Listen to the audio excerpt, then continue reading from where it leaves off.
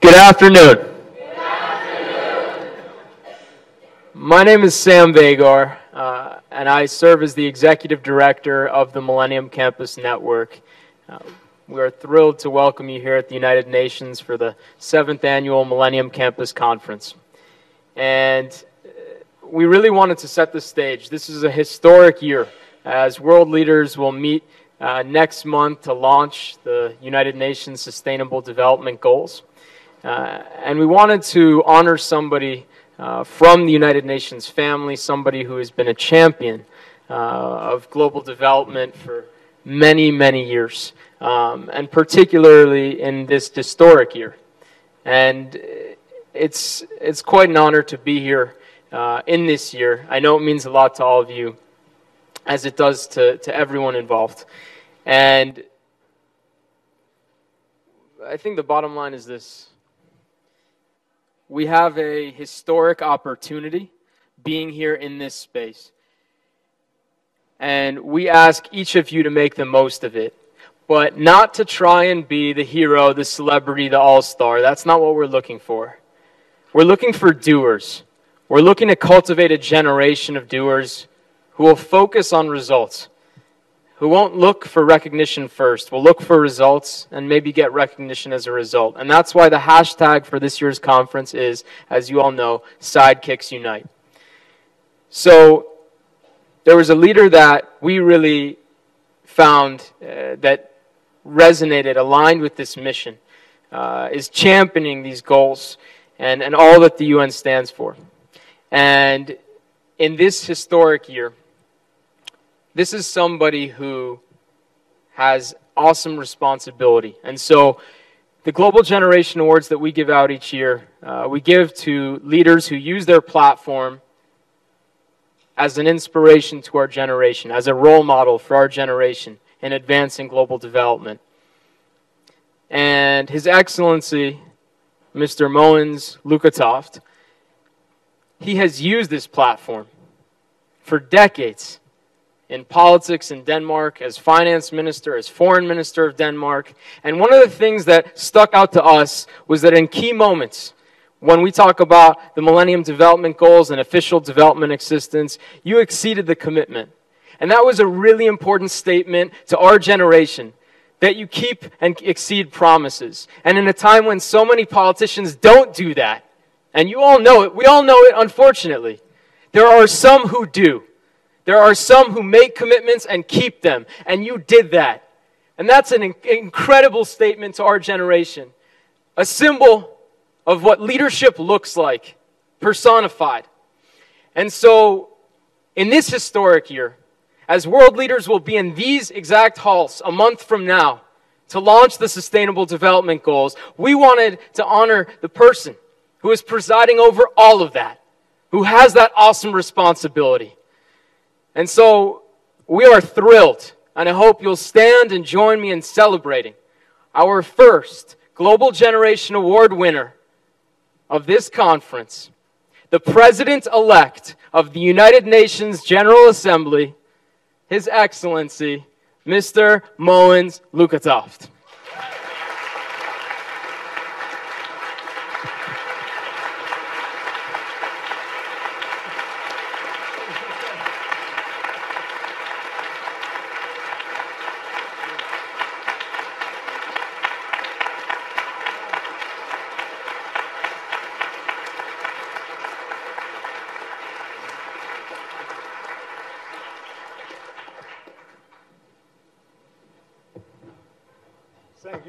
Thank you, Sam, for the very kind words. And this great honor, of course, it is to receive this recognition. I don't think it's about me personally, but it's about the work we have to do in order to promote the goals and aims of the United Nations and make sure that all the big visions, all the big declarations, all the magnificent goals that will be accepted by leaders of state and government in next month will also be implemented worldwide.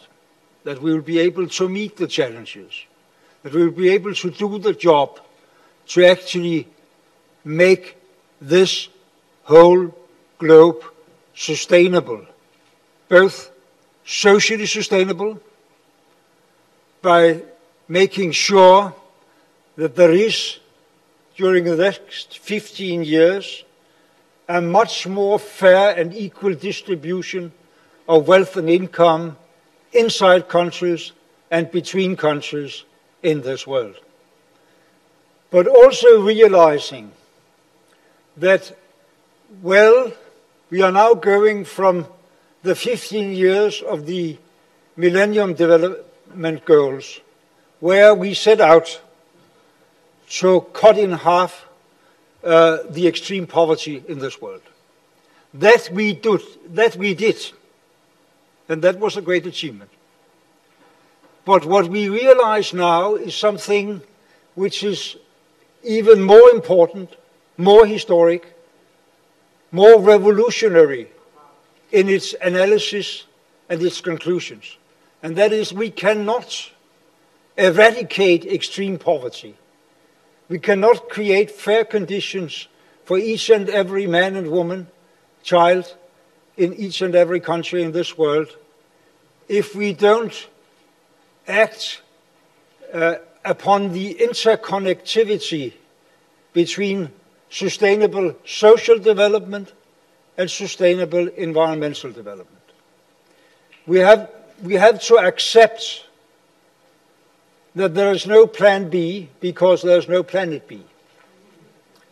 We have to realize that we cannot just go along the same road of the same kind of economic development that brought us to this present situation with half as many real poor people than there were 15 years ago. We have to walk along another path. We have to insist on the urgency of investing in the fight against climate change and environmental catastrophes. And we have to do it because, as President Obama, among many other people, said it a few days ago, if we wait much longer, we cannot be sure that we will be able to do it. We have to invest in climate change, maybe the most urgent project, because if we don't do the necessary huge change in behavior, in production, in energy consumption, in energy conservation, in production patterns, what will happen, according to 98% of the scientific establishment in this world, is that many hundred millions of people on this globe will have to move from where they live now, because their habitat will be swallowed by the oceans, or because there will be no fresh water where they live. Imagine,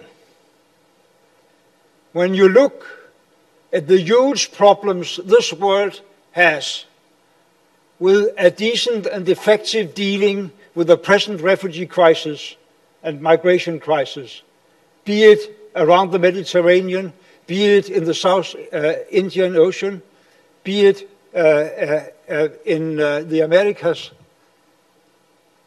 Imagine how much more difficult it would be to deal with it if it was 10 times as many people or 20 times as many people in an uncontrolled migration process. With all the conflicts that could be connected with that, we would not at all be able to mobilize the resources we have set out to mobilize in order to fight extreme poverty in this world. So that's why these challenges are so closely interconnected. You could also put it another way. You could say, well, if we have a couple of billion people in this world reaching out for the same lifestyle which we have until recently monopolized in Western Europe and North America, two things we know for sure. They cannot get it, and we cannot be in our lifestyle any longer. There are not resources enough. There are not an ability to cope with the carbon pollution and so on in this globe. We have to change the lifestyle everywhere. It will not be a dull, poor world. It will be a much better world. But if we don't act now, we are probably not able either to fight climate change, pollution, or poverty in your generation. That's why it's so important that we have all your bright young people here in order to push for the necessary action. I hope you really will. We have seen the creation of the Sustainable Development Goals as they will be accepted by heads of states and government next month as a much more bottom-up process than we have ever seen before in the history of the United Nations. You have participated in the discussion. Millions of people have participated in the discussion. Civil society has been mobilized. Social partners have been mobilized. There is a new, strong trend of progressive thinking in the business community worldwide. And that's very, very important also, because they are going to mobilize most of those resources that are necessary in order to invest in the transition of the whole economic system and the energy consumption, the energy production system and so on. We have, and that's one of my main goals for the presidency in the coming year in the UN General Assembly, we have to keep civil society, business community, everyone out there who are engaged in the implementation of these goals, present in the discussion, present as pressure groups towards government, because it has been historic and revolutionary to reach the definition of the goals. No doubt about that. But it's even more challenging to get it implemented. It's a very complicated process of political decision-making. And of course, we also have to realize that there is not only this interconnectivity between development and environment, fair distribution of wealth and income. There's also, of course, obviously, an interconnectivity between the development, the Sustainable Development Goals, as broadly as they have been defined now, and the other basic goals of the United Nations, namely peace and security and respect for human rights, for governance, good governance, the necessary fight against the cruel and damaging conflicts we are facing right now, where the United Nations has not been able to take its full responsibility yet. So I think this will be a very transformative year with Sustainable Development Goals, with the implementation discussion, but also the demands, which I hope will come with strong voices from you, that big powers finally accept that the United Nations should be the framework of stopping bloody, long-lasting conflicts as the civil war in Syria and all the connected problems of humanitarian sort we have seen, which we are not yet able to deal with in a decent way inside the world community. So that will be my final words here. I thank you very much for your invitation to come. I thank you very much for this symbol of the necessity and the urgency of decision-making inside the framework of the United Nations. And I am so happy to see so many strong young faces that will join that fight now. Thank you.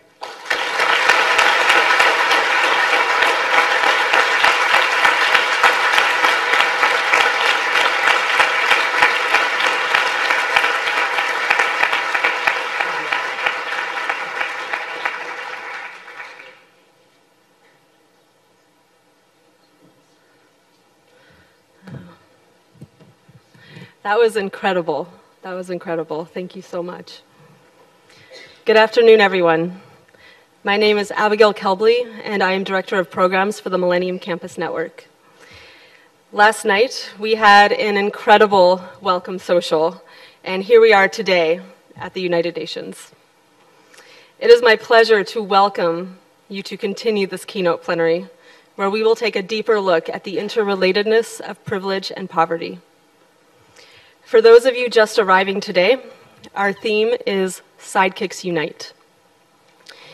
It means that we are here to unite, but not as heroes saving the world. It means that we are here to use our voice, but also to listen. It means that we are here to debate and to critically reflect, but not as people with all the answers, and with the understanding that as diverse as this room is, there are so many more who are not in this room to contribute to these conversations. Each of us carries a unique history, a social identity. And we may not have chosen that social identity, and we may not have chosen our ancestors, and we may not have chosen our past, but we have these social identities nevertheless. And those social identities have consequences or advantages. This week, we are rethinking the paradigms that perpetuate inequality. We are reimagining a human approach to global development, and our goal is to transform all of this dialogue into concrete action. But not just action that makes a difference, but makes a difference in ourselves. And this is how we seek to move from development to solidarity. This vision is carried out through our programming, including our Millennium Fellowship, our global campaigns, which you'll see tomorrow, and our annual conference. Our programs also represent many partnerships and friendships. We have students here today from Nourish International, from Students Helping Honduras, Globe Med, UNICEF Campus Initiative, Engineers Without Borders USA, Liberian National Students Union, connected with the All African Students Union, Burkina Faso Students Association, National Union of Ghana Students, ISIC, and many more. Last night, I asked you all to consider this question. What could it mean to let go of a heroic journey to become the sidekicks the world desperately needs? What would that mean for you? What would that mean for the work you will pursue? This afternoon, I have an additional question.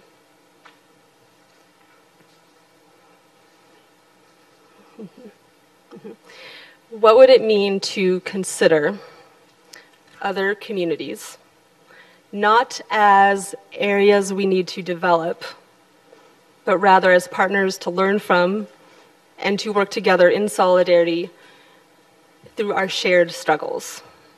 What would that mean? What would that look like? Today's keynote is an opportunity to examine our own social identities by considering how our role is affected in our work. What does that mean? What does it mean to be who you are? What does it mean to be how you look? What does it mean to be how you are perceived, to have stereotypes attached to you? And what does that mean for how a community may feel with your presence? To be effective in our role, whatever that may be, we are here to learn, to acknowledge our own inequalities, to be honest about our motivations, including seeing the value in the benefits of this work, and ultimately to work together in solidarity for the purpose of improving all of our lives. We have a unique lineup in store for you tonight. You will hear poetry, You will hear from our Millennium Fellow alumni, and you will meet fellow student organizations who will share their stories of challenge and success. Today's keynote includes 4 solidarity shares, and there's an opportunity to strike a yoga pose. This afternoon, I invite you all to reflect on how we could move from development to solidarity in advancing global development. Thank you all so much for being here. Sidekicks Unite.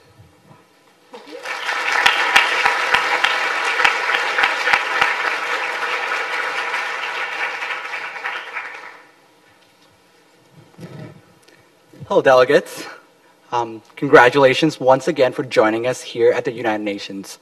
We are so excited to have you representing so many different parts of the country, of the world, in this space. Welcome to MCC 15 again. In our work connecting student leaders around the world, we feel that our stories are universal. The things that makes us smile, laugh, and cry are similar. We face all kinds of challenges in our communities, and these challenges are borderless, regardless of who you are or where you come from. They may look different in different places, but that doesn't mean that they don't exist in different ways in all communities. We usually experience these challenges in isolation. We don't see how connected they are, but when we connect across borders and take the time to dig deeper, we can see that we are not alone. And together, in solidarity, we can incite change in all our communities. When we work together at both a local and global level, we end up making broader, bigger changes. With this in mind, this summer, the MCN connected a selected group of delegates from different parts of the world and from different diverse backgrounds across borders to find points of joy, struggle, or connection. Over the next 3 days, during our keynote plenaries, 11 pairs of delegates will, from many parts of the globe, will present their solidarity shares, showing that our story is in reality your story. I would like to introduce the first pair now. Let us welcome David and Mia.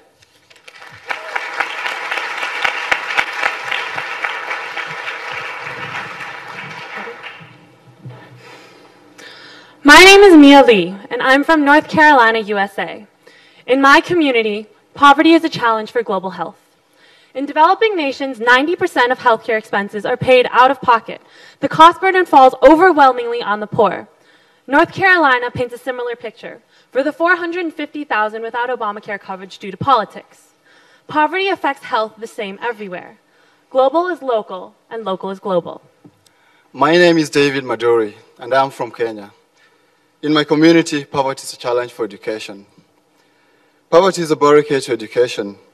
42% of sub-Saharan African children will drop out before graduating from primary school. This leads to unemployment, which affects the ability to afford education for their own children in the future. It is an endless cycle. Poverty is the underlying determinant of all of our issues. It affects and is affected by health, by education, environment, and technology. It makes our issues intersectional, and that intersectionality requires solidarity from us. By addressing poverty and addressing our issues together, we can create a stronger movement towards development and equity. Just imagine, if our movements work together, think how much stronger we could be. Just imagine if there was an initiative to support rural children from very poor financial backgrounds to get education and make a difference in their own communities. That is my nonprofit called Education Hope. Imagine how children can make better decisions about their own health and their own lives in the future if they get well educated. Now imagine that there are student organizations that educated us not only about health inequities and partnership-based service models, or organizations that empowered us through a Model UN for Health Style with strategic skills to create health policy change in solidarity with our own communities. Those are my organizations, GlobeMed and the American Mock WHO. Change is not necessarily the huge, think big expectations of the world today, but the inconsiderable shreds of motivation that one puts in another's life to make them realize their purpose. That is the foundation of a better world that we want for our tomorrow. Today, we are the people to make a better future tomorrow. We can make the choice to fight for the right to not just survive, but thrive. We fight for change with those in poverty. And while we may fight with the poor, we are rich in so many ways. Change does not happen without power, and we are rich in the power of our experiences. Change does not happen without determination, and we are rich in our passion. And change does not happen without people, and we are rich in our communities. Yesterday, our discussions focused on knowing the community we work in and listening to them before us acting. Thus, solidarity is required not only between our issues, but also within our communities. When we work in solidarity, we get more done and we share the recognition. So the question that I have for you today is, why are you here? Are you here to feel good, or are you here to do good? Because they're not always the same thing. Let us be students that will fight with our communities in solidarity and partnership, and not paternalism. We challenge you to not focus on being heroes and change makers, but servers and change agents and catalysts that work in solidarity with communities and enable one another. Our issues require action. Our issues require intersectionality. And our issues require solidarity. So, our challenge is to work together. Our struggles are your struggles. Thank you. Thank you.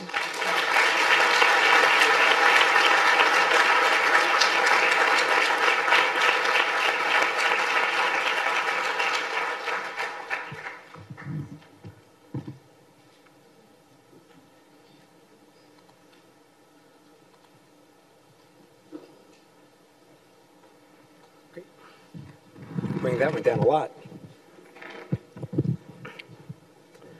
Well, that was completely inspiring. Thank you. And it's an honor to be here, hear you, and be with everyone here.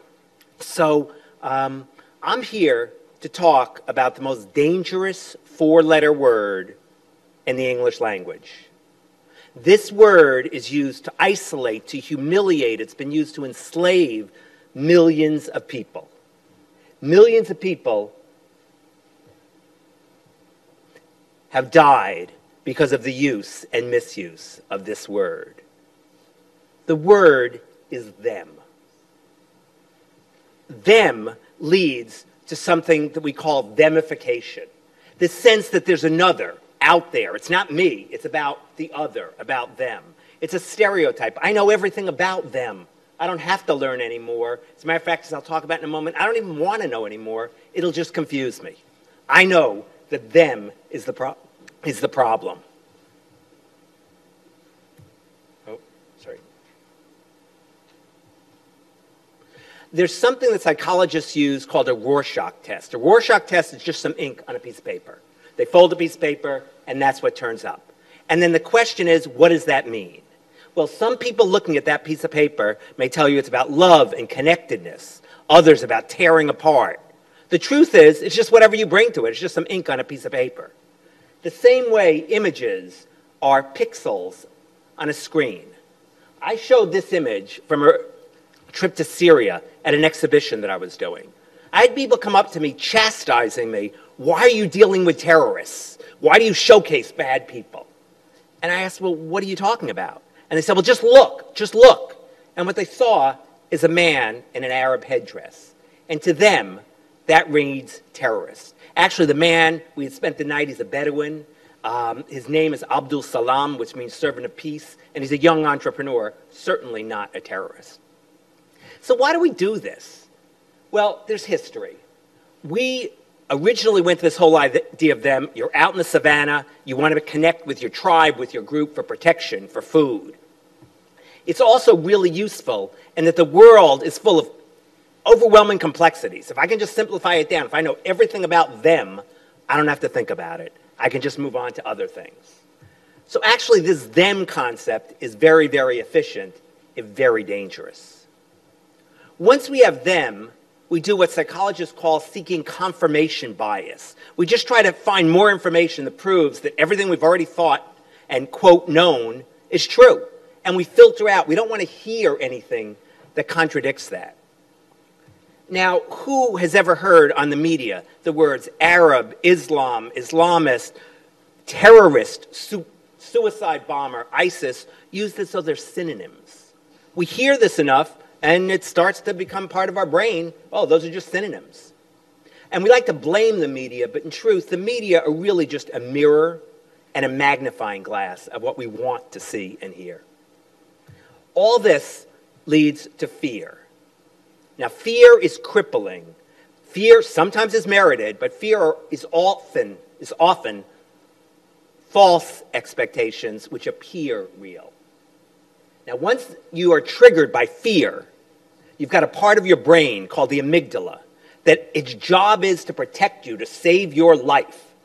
And in a situation of fear, it shuts out everything else. You can't feel anymore. You can't think anymore. Get out of a situation that's going to potentially end your life. Yeah, but when you start using it in all these other them contexts, it becomes incredibly dangerous. So we have this themification. It goes on. It obviously creates conflicts. But what we're here today to also talk about is themification, which is the greatest barrier to achieving the Millennial Development Goals. Now, I say that and you think, what is he talking about? Well, think about them as a barrier to empathy. You actually can't care enough to act, and hence we don't act. It's just about them. It's not us. Empathy, by definition, you're feeling the same. You're feeling one with the other. That's one of the reasons that most philanthropic dollars in the United States never leave the country. We're not going to ship things to them. You know, we have our own problems. I was recently in a Syrian refugee camp, and every one of the young people I was talking to asked the same question. Why does the world hate us? Why do they ignore us? So I explained it isn't really hate. We just don't empathize, we don't know enough, which means we don't care enough, and we don't take action. We also stop thinking creatively, and we get a lot of things wrong because we've turned off most of our brain. Think of it a different way. If we view the poor as like a different species, I don't know, it's just something wrong with them, they live in the wrong continent or whatever, you know, that's not about me. If I told you that your brother, your sister, your best friend, your parents, whatever, was going to die of hunger, you wouldn't just sit there. You would do something. But we've created this barrier. We have to recognize that we may be luckier than some in a material sense, but we're not better. All right, we're lucky that we weren't born in Syria or in some poor village, but luck turns really quickly. Thinking back to just World War II, the Jews in Europe were lucky until they weren't. The Japanese Americans were fully integrated into American society until they weren't. The Tutsis in Rwanda were part of Rwanda until they were slaughtered. Or today, the Syrians find themselves trapped in a war. We have to redefine community. We have to look at how to go from them to us. The first thing that I'd suggest is this evening, for those interested, an invitation to a dinner and a workshop where we're going to co-create this Know Them Initiative campus program, which we're looking for ambassadors and to try to figure out how to do this right and engage millennials. And that's at the New School University Center at 6:30. But the key is individual stories. The key is getting into the other's shoes. How can we really feel and think and understand what it's like for the other? What their narrative of life and history and the world may be, which may very well be different from ours. Redefining community.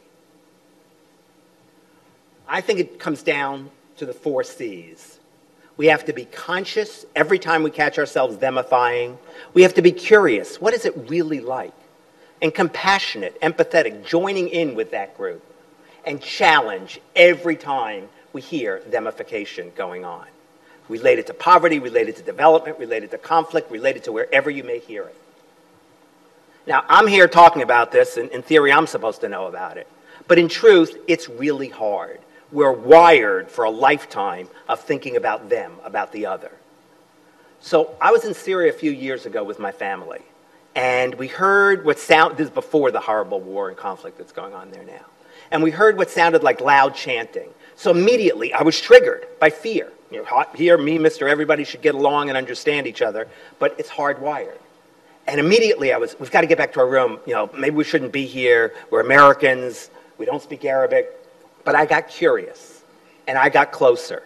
And I discovered the chanting was really singing. It was a promotion for Mother's Day chocolate gift giving the next day.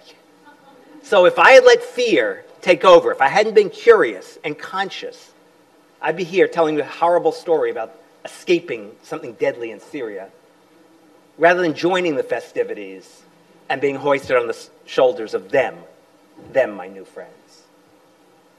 So the key thing is, there is no them. There is no them if you know them. Once you know the others, once you recognize them as fellow human beings, there is no them. Thank you very, very much.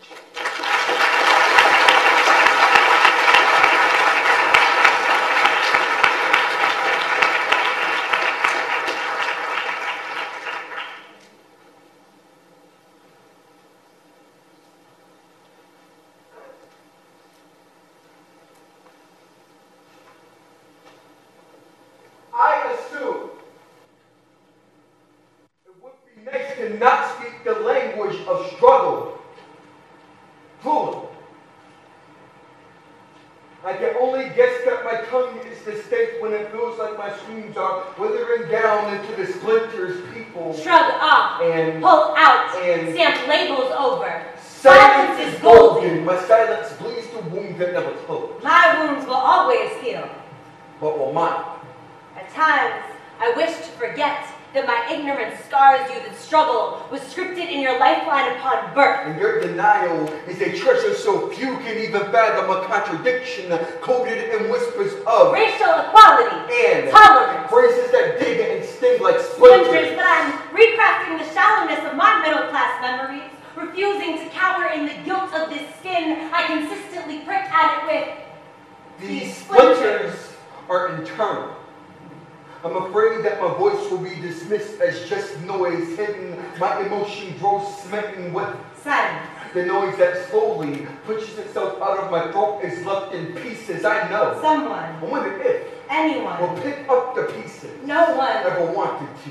Splinters use my mouth as vessel, skin as messenger, eyes as warning. But when I try to unearth meaning from the new facts, sitting cold under layers of privilege, splinters split apart each time I try to hold them. Splinters that are reflected in other white faces. In eyes that refuse to see. Arms that won't open. Legs that have never walked a mile. Feet that have only worn their own comfortable shoes. Backs that stand straight without the weight of splinters. And maybe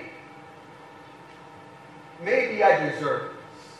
Maybe I earned this. Maybe I did this. All I see is splinters. I try to own them. You tried to code them. You are broken. Am I broken? I can fix you. Do I need to be fixed? Am I a safety hazard? What am I to you but a lesson to learn from? I learned from you. But I extracted your experience, dissected it, thought I was ready to be called ally, but splinters lie deeper than this desire. They itch. They can only ever be an itch to you. Splinters, my voice. Erased my history, stolen my past, pillaged myself, made invisible. I am the judge who assumed you were guilty. The police officer who always protected everyone else. I am the teacher who never taught your story. The politician fishing for votes and nothing more. I am the social worker who assumes she is helping. The store owner who assumes I am stealing. They use their skin and split you into splinters. I ignore my skin and reduce you to just splinters. I am much more than splinters. All I see is splinters. I'm sorry. You are always sorry.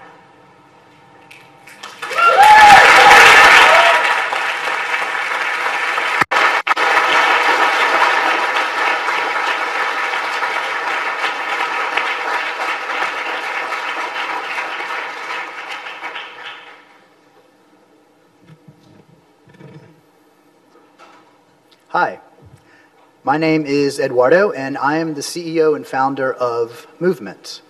We are a socially conscious fitness company, and we create philanthropic projects both domestically and around the world that show people how through exercise they can create a movement to change the world.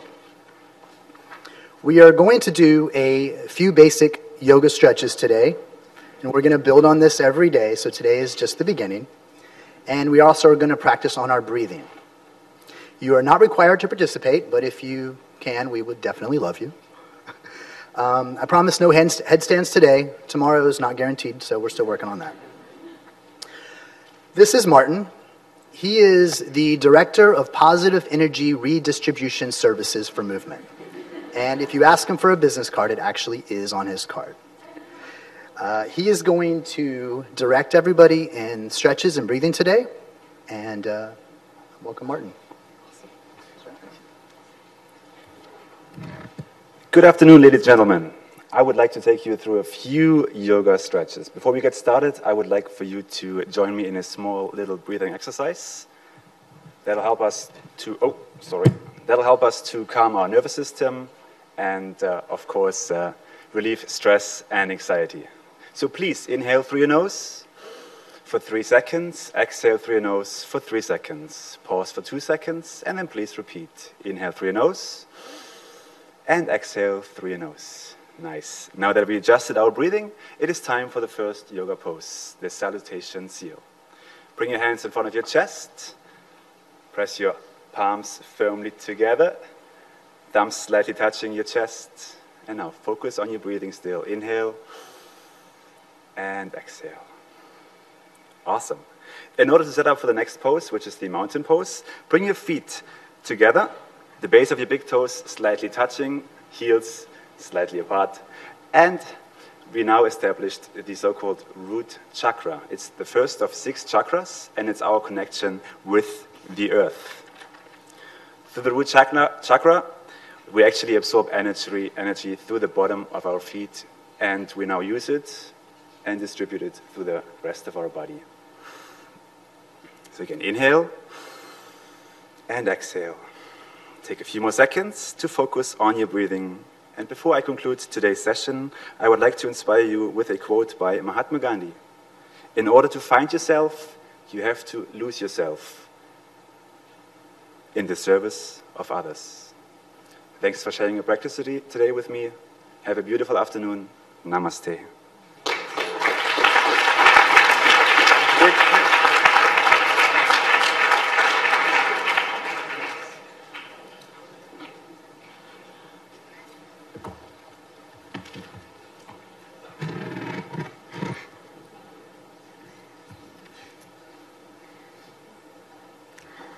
My name is Laura Jane Watkins, and I'm from Bloemfontein, South Africa. In my community, gender equality and human trafficking are challenges. Mine is a community where privilege and poverty walk side by side, but rarely hand in hand. South Africa's history of gender and race-based discrimination has entrenched socio-economic disparities. Poverty is a breeding ground for violence, and when a severe lack of education coexists in this environment, it exacerbates inequality, fueling estimates that every 36 seconds a woman is raped countrywide. Mine is a community where the exploitation of common customary practices such as ukutwala have produced a society that stereotypes women as expendable commodities. But there is hope in solidarity.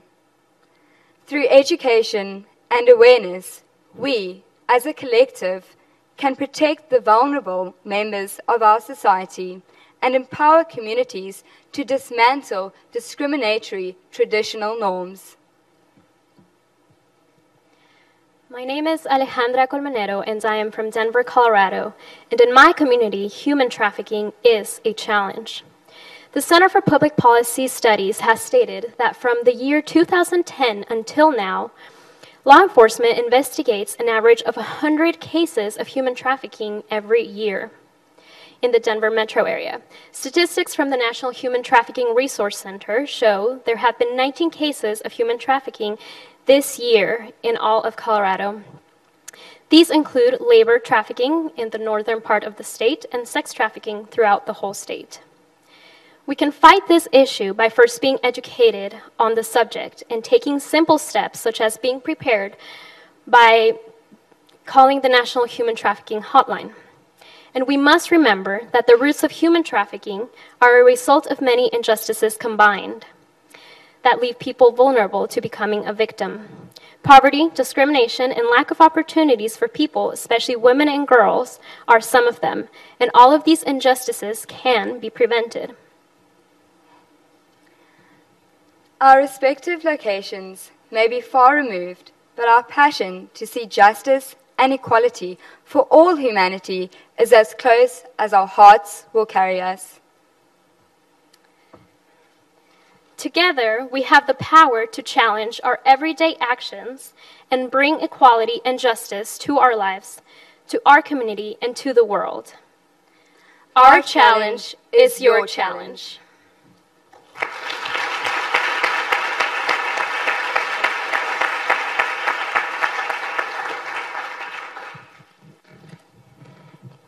Nope. Hello, everyone. How are you all doing? Energy, yay. My name is Raina Fox. I'm the Event Operations Manager at Millennium Campus Network. We spoke yesterday. I imagine and hope that by now you are starting to think about some really difficult questions. What does it mean to learn before serving? Have I been treating people as objects? Why am I really interested in this work? Am I approaching it for the right reasons? And what does it mean that I am doing this work, given that I sit at a particular intersection of different identities, whether they are race, class, gender, sexual orientation, religion, nationality, many other identities? How can I do this work in a way that takes these identities into account? And how can I do it in a way that is more intentional, reflexive, and based on true partnerships? I'm so thrilled to introduce 5 storytellers who will be sharing stories of how they have encountered these questions. I invite you to listen carefully to their stories and to sit in the questions that they present. At the end, I will open it up to have a conversation with everyone about some of these issues. But I'd like to begin by just doing a brief introduction of each of our storytellers. So our first is Energy Mabarutse, on the end, who is a Millennium Campus Network ambassador from Zimbabwe, who recently graduated from Lynn University in Florida, where he launched his school's U.S. Fund for UNICEF chapter. Next, we have Lauren Monahan, who is a past Millennium Campus Network Millennium Fellow and also a current team leader at this year's conference. She recently graduated from Boston College, where she led her campus chapter of Nourish International. Then we have Mr. Awa Fred, who's a PhD student in management studies and is also the Secretary General of All Africa Student Union, based in Ghana, but working in 55 different countries across the African continent. Nisha McCrae is a past Millennium Campus Network Fellow and recent alum of Massachusetts Institute of Technology, who founded a social enterprise called Bajika that she currently runs in Cape Town, South Africa. And Shin Fujiyama is the co-founder and executive director of Students Helping Honduras, an organization that he founded while he was an undergrad himself. In 2009, he was named a CNN hero, although he'd prefer to be known as a sidekick, his quote. And he continues to live and work in Honduras. So now I invite you to listen to their stories and to follow wherever the questions lead you.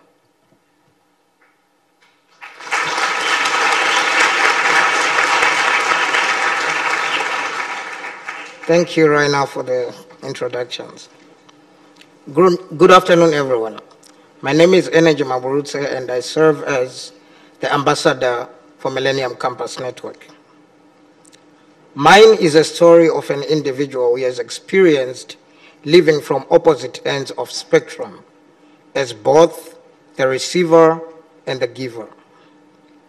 The world, as I can remember from an early age, was a perfect place. A place where I did not have to worry about what I was going to eat or do on that day. My mother used to make delicious food so that we always had enough to eat. Sometimes we even had so much we would throw away the remains. Like any mother, my mom would rather walk on fire than to see me sad. She would take me everywhere she went, and whenever she was tired of carrying me on her back, she would put me in a washtub for clothes and carry me on her head. The best rides I ever had till today. It was a perfect world. In my mother's language called Shona, there's a saying that goes, Chisingaperi chinoshura. This translates to, all things come to an end. That phrase rang especially true when in 1992, Zimbabwe was hit by the greatest drought the nation had ever seen. The comfort and security I used to indulge in quickly began deteriorating. I did not understand why we were now limited to one meal each day. I grew up a very curious child and never hesitated to ask questions. Wondering if I had done something wrong, I asked my mother why we weren't eating as much as we used to.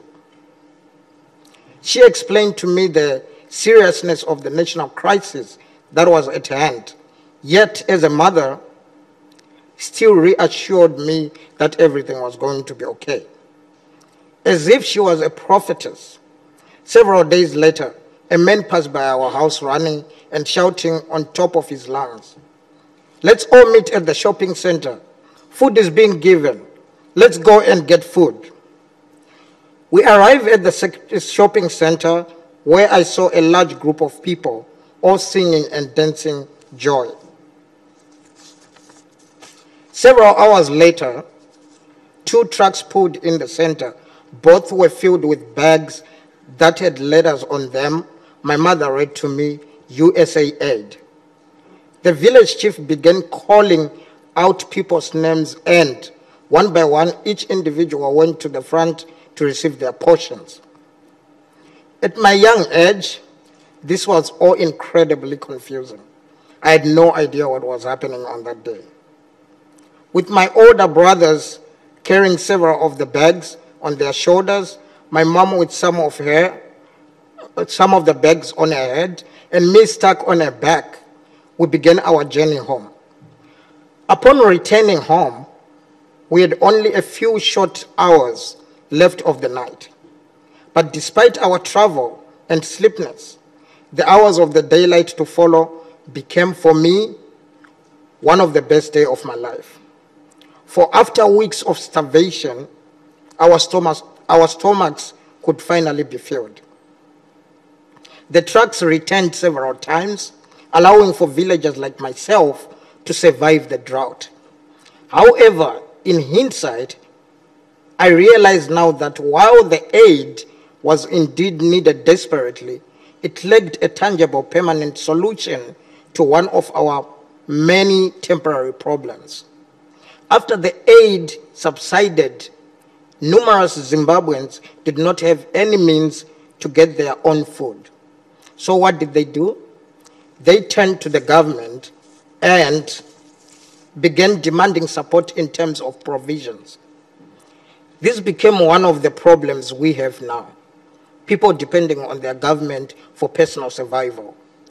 Consequentially, some of us who come from these societies have become accustomed to constantly wait with open hands in hopes of someone to step in and be the savior of the day. This is why I'm telling you my story. The aid we seek to give should be the kind of aid that will develop into a fruit. Many of the international places we look to help are in need of more than immediate aid. They need moral support, education, and the guidance to harness their resources so as to not only help with immediate issues, but also to develop a generation of people who have the resources to help themselves in the future. As another English saying goes, give a man a fish so you can feed him for a day. Teach a man to fish so you can feed him for life. I sit on the board of trustees for Zim Kids, a non-profit organization helping children affected and or infected by HIV/AIDS in Zimbabwe. One of the many reasons I admire this organization is the fact that it doesn't only give immediate aid, but it goes further to fund programs that will empower those that they help. In recent years, I've witnessed the organization grow into a center where children come and learn how to cook, sew their own clothes, farm, use computers.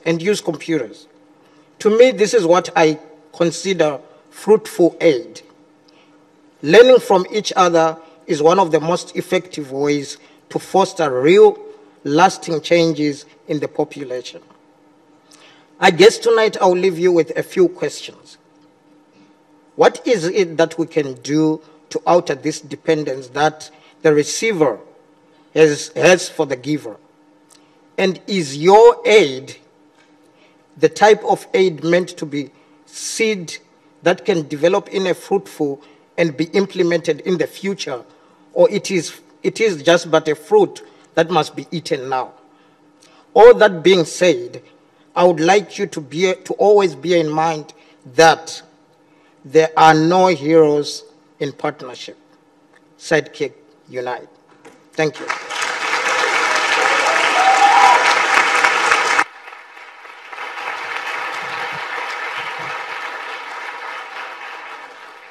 Hi, everyone. My name is Lauren Monahan. I'm from Massachusetts, where I just graduated from Boston College.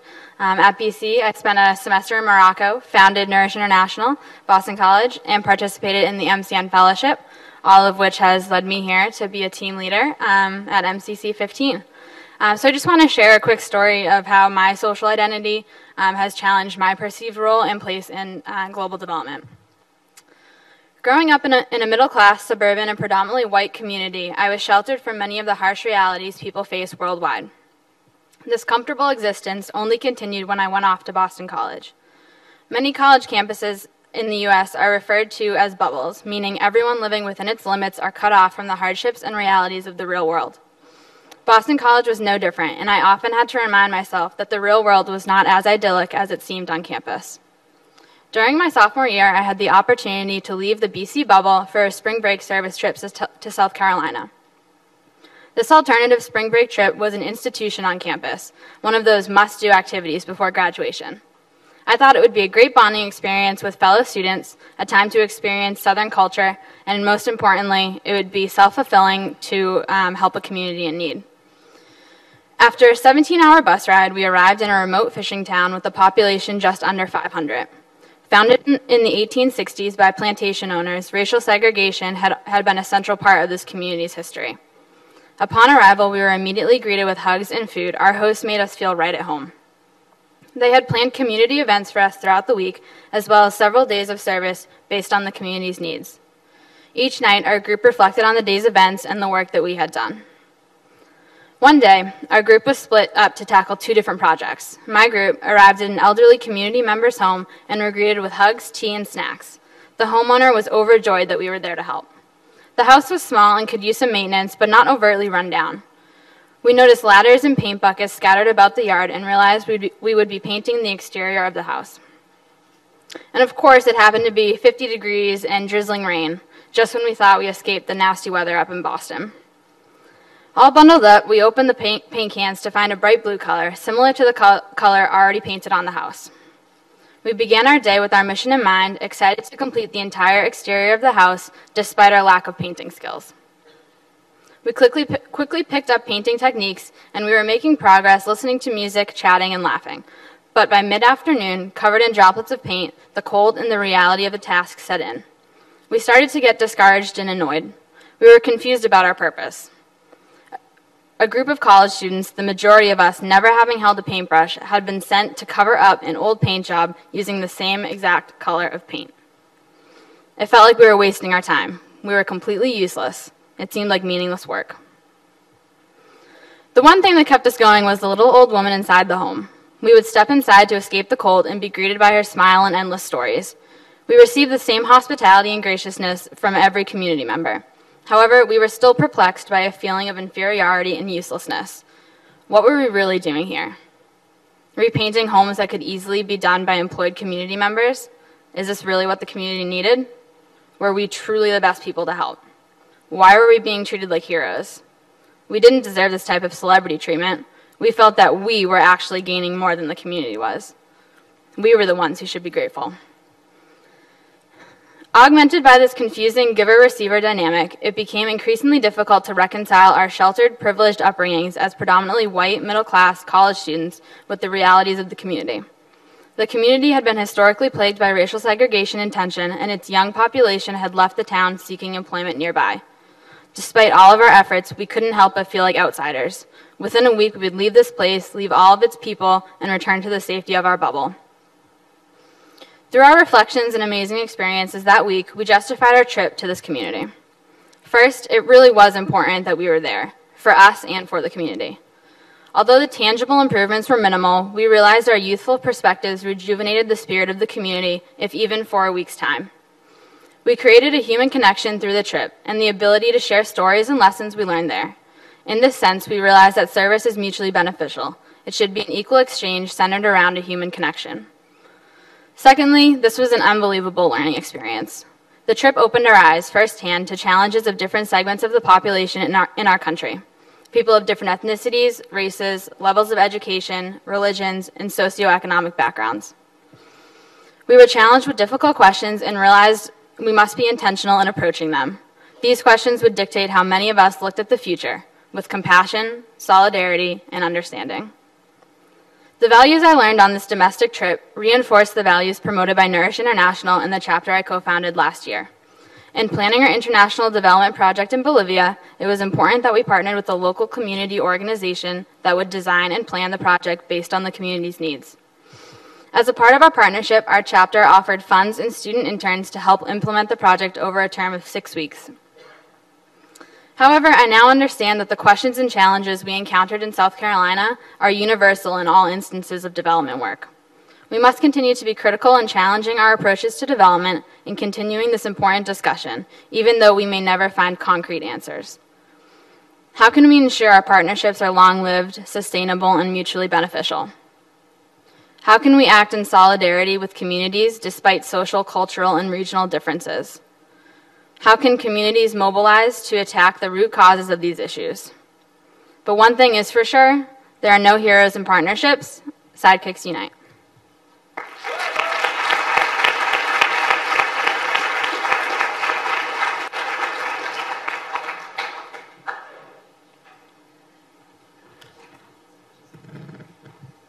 Good evening, ladies and gentlemen.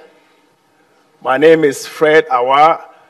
I want to remind all of us that today is the International Youth Day, so I want to see a way for all of the youth on the continent and beyond.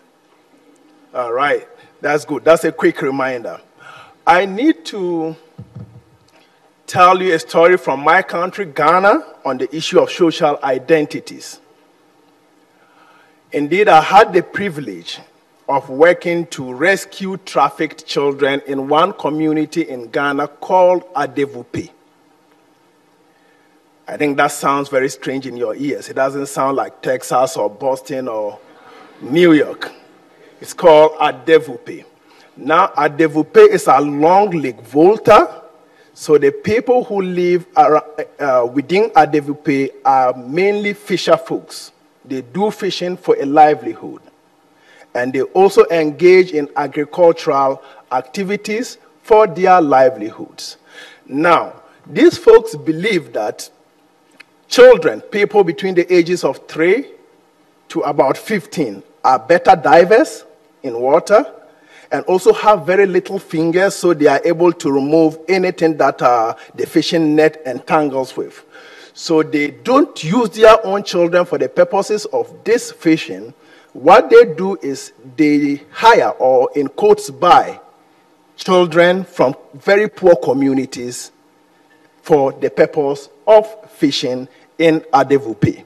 So it was all over the media, and fortunately, we had an interest. So we decided to go rescuing.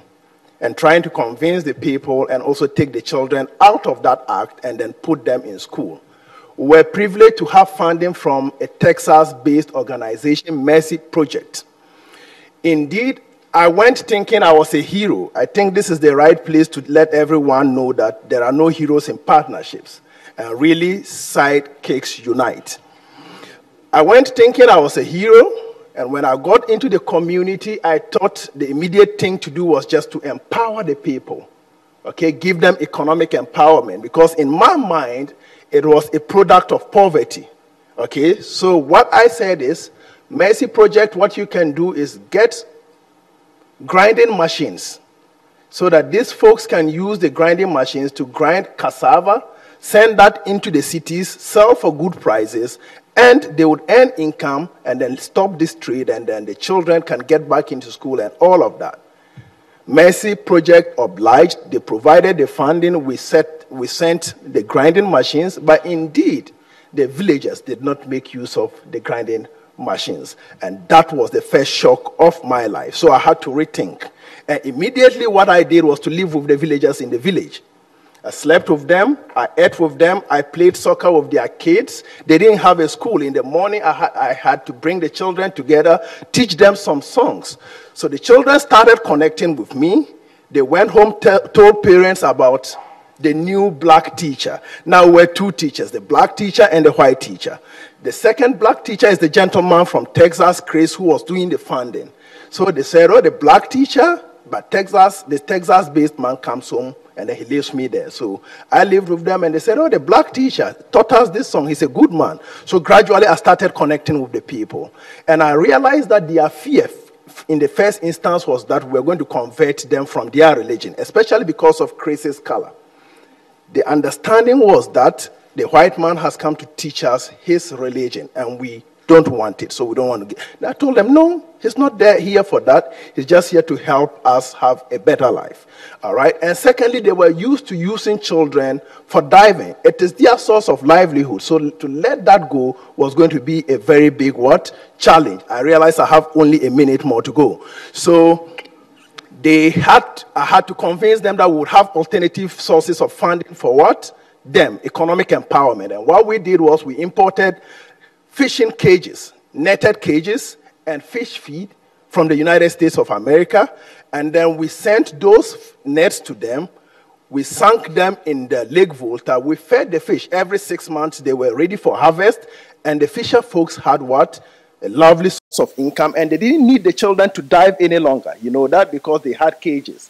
So indeed, after that, the village accepted us, and we've been working with them till now. We have rescued a number of trafficked children. We have given them medication, because as you swim, you get waterborne diseases like bilharzia.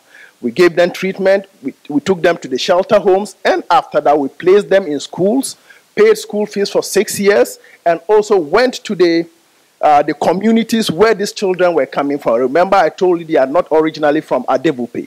They were bought from elsewhere. We had to go to empower their parents so that they do not engage in further trafficking of children. On this note, I want to tell all of us that there are no heroes in partnerships, and sidekick really works. Thank you.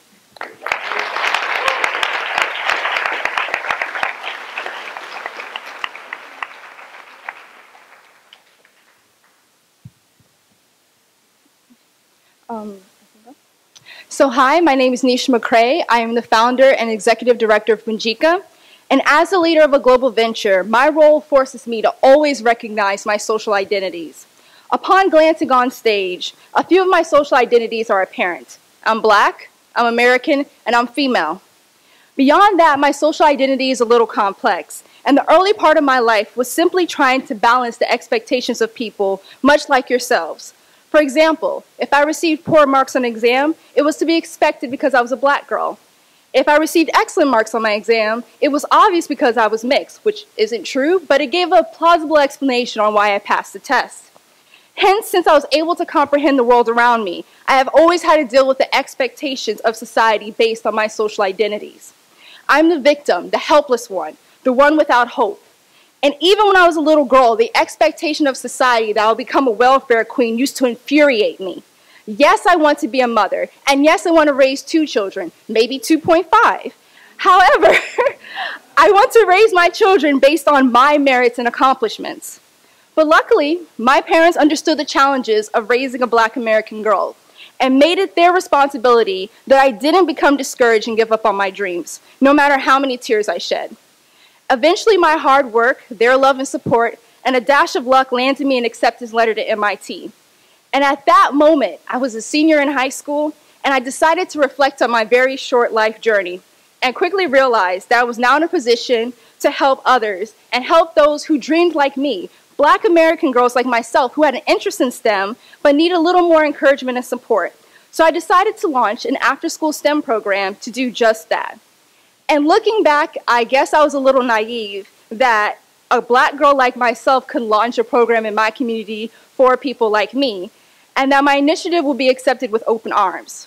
So with this naivete, I anticipated my first program, and I dedicated any spare time I had my senior year to getting on the phone and making sure I was contacting partners and arranging cool scientific activities for girls. And soon it was launch day, and I found myself over the next 5 months working with DNA, extracting dirt, and everything you can imagine with over 25 girls, which sounds like it should be fun.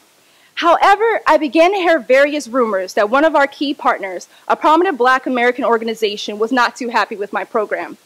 Initially, I dismissed these rumors as simply what they were, rumors.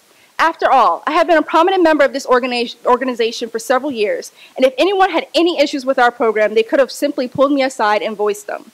However, the rumors transformed from simple verbal gossip to actual comments online, such as, "She is privileged, blessed to come from a 2-parent household, and yet feels that she understands the challenges facing our children coming from single-parent households." Not their voice, but I'm exaggerating. Initially, I was quite sure that I was a victim of simply internet bullying, and there was only one person, a hateful person on the internet, responsible for all these quotes. And yet, I still couldn't come to the realization that it was actually my community hurting me, until I walked into my office one day and noticed it completely trashed. And I was confused as who would trash an organization for girls. And then I saw a neatly written Post-it note that said, "Hey, you know the organization that donated the space to you? Well, we don't like you anymore. We decided to trash it. Love, organization." And initially, I was very confused, thinking, no, some random vandals came in and this is a joke. But when I called them and asked them to explain further, I realized that the reason they were upset with me was because I was hogging all the attention in the spotlight. And as an introverted person, I was very confused because I've spent my life running away from the spotlight. And yet, what hurt me even worse was that my community, who I spent time reinvesting in, had actually turned against me. And I would like to say this ends in some Disney fairy tale or some fantasy, but this actual experience damaged me for many years. And I actively avoided working in Black communities, especially in my hometown, and looked instead to working in Latin America and Sub-Saharan Africa and empowering girls in STEM, although with a heavy heart. Fast forward to this past January, and I'm sitting in my apartment in South Africa, pondering if I should greenlight the launch of my venture in South Africa. We had already conducted several successful customer trials with over 150 kids, and we create actual do-it-yourself kits, and kids make solar-powered chargers in our company that actually charge their mobile devices. And if 150 kids don't burn something down or lose a finger, that is a success. And yet, my head flooded with flashbacks and hesitation on that I shouldn't greenlight the project, because I had flashbacks to my experience in my hometown. And yet, I pressed the green button, and I found a swell of support in South Africa. Now, this doesn't mean I didn't learn anything from my experience in my hometown, and everyone should focus on working in outside communities. Because no matter if you're an insider or outsider to the community, your role is to be an ally. The individuals who you are serving are the actual heroes for facing the challenges they face every day and still managing to keep hope that have the ability to change their circumstance. As I explained to my partners, if we are in Destiny's Child, the role of our organization is not to be Beyonce, it's not even to be Kelly Rowland. It is actually to be Michelle.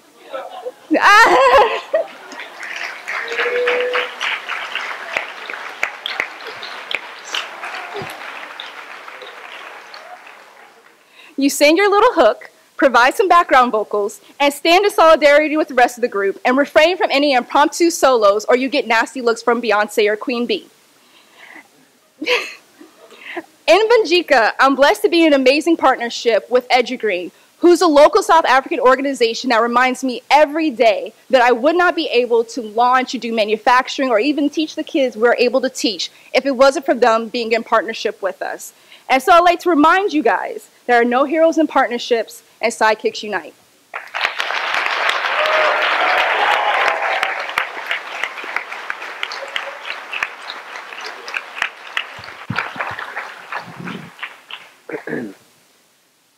Good afternoon. My name is Shin Fujiyama, and I started SHH when I was in college after going on a short-term trip to Honduras. I started it by collecting $23 at a penny drive on campus, and I funded many of my first trips to Honduras working part-time at the campus cafeteria mopping floors, making $5.25 an hour. I was able to fund a lot of trips, so I'd like to think that I was an excellent floor mopper. And back then, maybe like some of you guys, I stayed up late reading books like The End of Poverty by Jeffrey Sachs, Greg Mortensen's 3 Cups of Tea, and Half the Sky by Nicholas Kristof. Now these books all had one inspiring message, that ordinary people can make a difference in the world. I was impressionable and curious back then, so after graduating from college as a 23-year-old, I sold my possessions and moved down to Honduras. I spent those first years traveling through Honduras and learning about the lives of the poor, having lots of cups of coffee with them, and figuring out how to run an NGO. Well, I quickly learned that good intentions and enthusiasm were not enough. Helping people was really hard.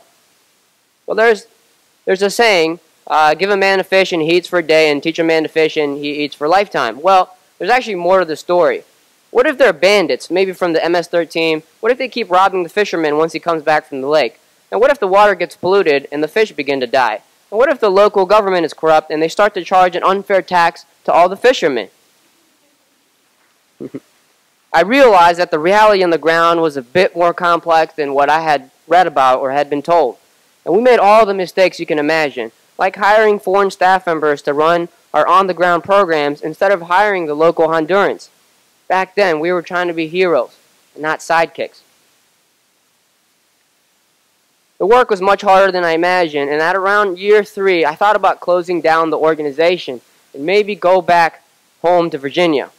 And to add to my skepticism, I got a hold of William Easterly's book, The White Man's Burden, and Dambisa Moyo's Dead Aid. Has anyone read those books? A lot of you guys. Well, those books argue that foreign aid had done more harm than good. And I read about all the Western do-gooders and their failed aid projects around the world. I learned about the white savior industrial complex. I said to myself, I'm not white, but am I a product of this complex? And reading up on this material, not seeing the kind of success I had imagined, I was at a loss and confused. I started to wonder if all aid programs had zero or negative value. I was just an ordinary Gen Y 20-something-year-old. I wasn't Jeffrey Sachs, Esther Duflo, Bill Gates. So I asked myself, should I leave the sector entirely? Around the time I was thinking about all this, I got a phone call from a Honduran government official. She was the director of the state orphanage in San Pedro Sula, who knew about our work. And she asked me to open a children's home in northern Honduras. So I visited the state orphanage to see what was going on, a building that looked like, and in many ways, operated like a state prison. It would be an understatement to say that the facility was overcrowded. And several hundred children were barred into these dark concrete rooms like prisoners. It was there that I met a quiet 10-year-old kid named Julio Cesar. Now, Cesar was a street kid who lived in 4 different orphanages after his family abandoned him. And he had been ostracized, abused physically, and had been told his whole life that he was a worthless street kid. At the state orphanage, he was constantly getting beaten by the older, bigger bullies, and sometimes even by the adult staff members. And he was very thin, and he had a difficult time defending himself. And nobody seemed to care that he had a great artistic talent. And all the adults ignored him while he drew these incredible drawings on these white sheets of paper that he treated like treasure. I thought his drawings were amazing. I kept telling him that. But I knew that soon he would reach the cutoff age at the state orphanage and get kicked out onto the streets.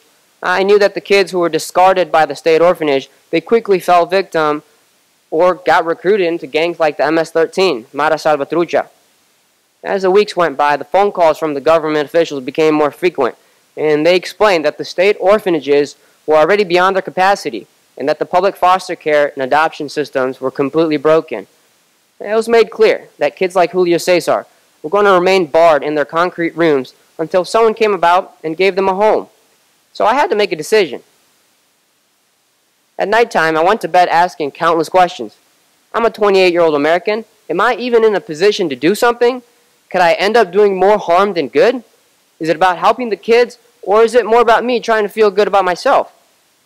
Or are the people criticizing the NGOs, are some of them doing so as an excuse to absolve themselves from trying or taking action at all? I asked, well, would we, by doing what the Honduran government should be doing in the first place, would we be freeing them up to spend more money on their corruption scandals? I guess I was in what they call a decision paralysis. I don't know, maybe some of you guys have been there, been paralyzed with all these questions. Well, I was full of self-doubt, but I kept thinking about Julio Cesar, and I asked myself, if Julio Cesar were my little brother, would I wait around for the Honduran government or UNICEF to come help him while he was rotting his years away in this prison-like facility? And he had been there, barred inside his concrete room for a very long time, nearly a quarter of his life. With that thought in mind, and with those questions still in my head, I made a promise to Cesar and told him that we were going to move forward with the project. I had made many humbling mistakes in the previous 5 years, and it was time to see if I could put those lessons into practice and show some real results. So we visited dozens of children's homes to learn what worked and what didn't. We asked 1 million questions and took down thousands of pages of notes. We went to conferences like the MCC to educate ourselves, and we found mentors like Dr. Sean Humphrey, who taught us about the importance of being sidekicks. His website is seanhumphrey.com. Please write that down. A little plug. Being completely honest, and as the founder of the organization, I kind of had this brief desire to run the children's home myself, to be able to decide what color to paint the walls, what the daily schedule was going to look like, things like that. But I knew that such a situation wouldn't be in the best interest of the kids. I knew that a highly trained local Honduran could do it so much better. So when we finally opened the project later that year, I hired a team of house mothers, a director, everybody, the whole staff made up completely 100% of local Hondurans. In fact, all of our programs now, every single one of them, they're all managed and run by local Hondurans. And since the very beginning of the home, I've remained in the sidelines as a sidekick, along with our amazing chapter members, to focus on raising the money that the team needs to succeed. And 5 years have passed since we started the children's home, and I get to wake up every day to have breakfast with these 27 kids, including Julio Cesar, who's now enrolled in the most prestigious art studio in the city. These kids are no longer in the state orphanage or on the streets, and they're now all college bound. I started out 11 years ago mopping floors, wondering if ordinary people from the millennial generation, if we can be useful to the world. I've come to believe that the answer is yes, and that we can greatly increase our odds of success by maintaining our humility, learning before jumping in, and making a 10, maybe 20-year long-term commitment to being sidekicks to the local change makers. What do you think? Did we ask the right questions? Did we do this right? I'm really excited to get this conversation going today. And as a reminder, there are no heroes in partnerships. Sidekicks unite. Thank you.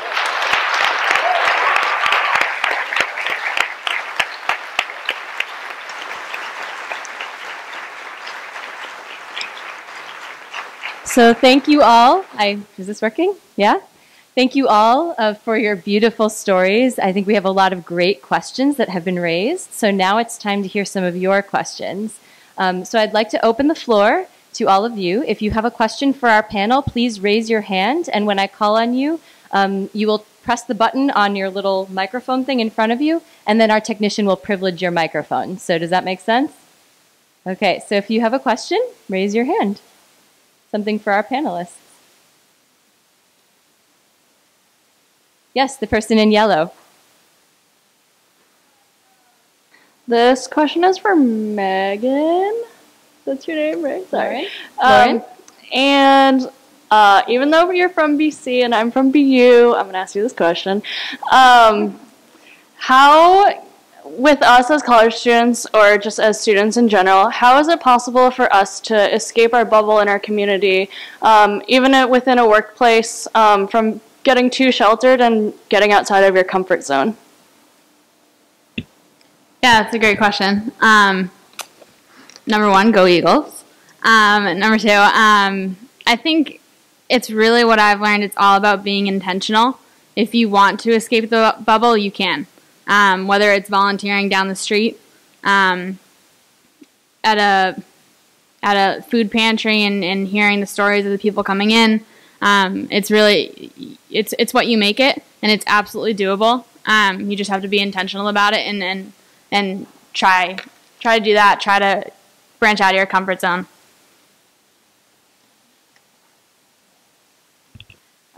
Great. The person with the glasses towards the back, yes? So you'll press the button. Nope. It's going to be on the little screen in front of you. Yep. Great. Got it. As a follow-up question to that, there's a way of trying to leave the bubble yourself, but are there ways to also encourage those around you to also escape that bubble? And how do you go about doing that effectively so you can reach other members of your campus community and have more manpower? Yeah. Also, clarification. My name's Lauren, just so But you guys are putting me on the spot. I think everyone here is super passionate about what they do. And if you start talking to people around you with that type of passion, it's so easy to spread like the knowledge about what you do and the passion for what you do. And so it's really about getting people on your side and just like literally spreading your passion, talking to people about it, telling your story. People will jump on your bandwagon. Yeah, I think that's just kind of spread what you're doing, I wonder if any of our other panelists have thoughts on this particular question. Yeah? Sure, I can add to that. So we have, at Students Helping Honduras, a lot of chapters all over the country, and every chapter is led by somebody who started the little movement on their campus. And I always tell everybody that we're all like little twigs, me especially, a really small and thin one, but you get one twig and you put it on fire, you really can't start much. But if you get a lot of twigs together, you can start a huge bonfire somewhere. So if you have that passion, if you're able to light yourself on fire, I'm telling you, the people around you, they're going to light up too. So yeah, just go for it. No self-harm, please. Okay, the student with the glasses here. Yes, that's you. That's this one. Okay. Shin, this question is for you. You said that you started Students Helping Honduras years and years ago. How do you keep interest? We talk about humanitarian causes kind of coming in and out like fad diets. How do you perpetuate interest in a cause that you're very passionate about for years and years? Well, again, like I said, doing this work is really hard, and I think anyone that's been to these countries and worked there for a long time, Peace Corps volunteers, I mean, there are times where you're alone, you're sick, you feel isolated, and you just want to give up. And the longer you do it, the more you feel like that.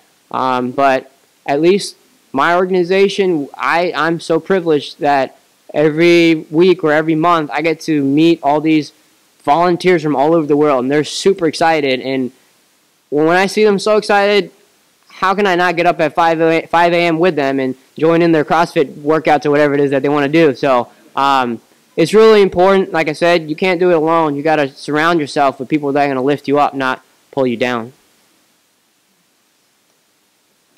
In the back, there's someone raising her hand. Yes. Yeah. Yep, you're on. Hi. My question is to Shin again. I just want to dig a little deeper and know a little bit more about your first few initial days of founding Students Helping Honduras. And my question is, what were your some of your greatest qualities as a leader to make this program work? And can you tell me about some of your day-to-day activities when you first started off with this? So I'll try to keep this short. Like I said, I started SHH by doing things like penny drives, and I had no shame in mopping the floor every Friday, Saturday, Sunday to make it work.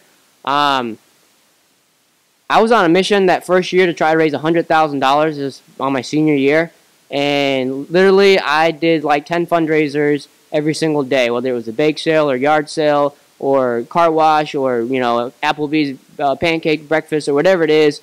And we totally surpassed the goal and raised $148,000 that first year. Just a really small group of students. I mean, much smaller than this. Maybe there was about 10 of us. So if you really work hard, you're relentless, get people that are passionate with you involved, I'm telling you, I think you can really do a lot more than you can ever imagine. So that's the story of SHH, I think. So I'd like to take just one more question, and preferably this would be a question for one of the speakers who has not yet responded to questions. Okay? Yes.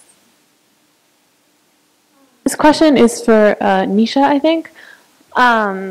So when you're dealing with various aspects of your identity, how have you navigated when you feel like you know the community enough to serve and when your privileges have become too much?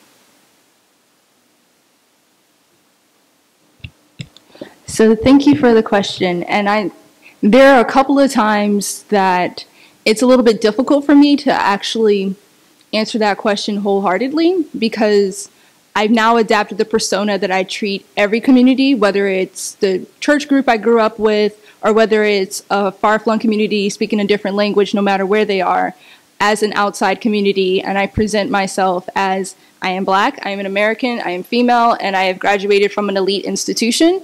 I am very upfront about those 4 things, and then I try to figure out, okay, will the privilege completely disassociate me from the students? So for example, in Brazil, I quickly realized that being from MIT actually worked to my advantage because it overshadowed me being Black and female. Because in a lot of STEM institutions in Brazil, you're looked down upon if you have different shade of skin color as well as being female. But the MIT provided me such a credential that it became the social identity I adapted, despite being Black American.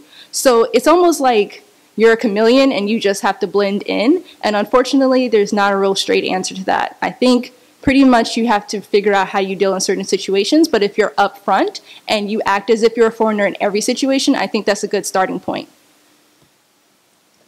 So these are some really excellent questions to begin a conversation. So I hope that you don't let this be the end. I know that there are many other people who had questions, and these folks are going to be a part of the conference for the next few days, so I hope that you seek them out and ask them questions. I also hope that you ask each other these kinds of questions.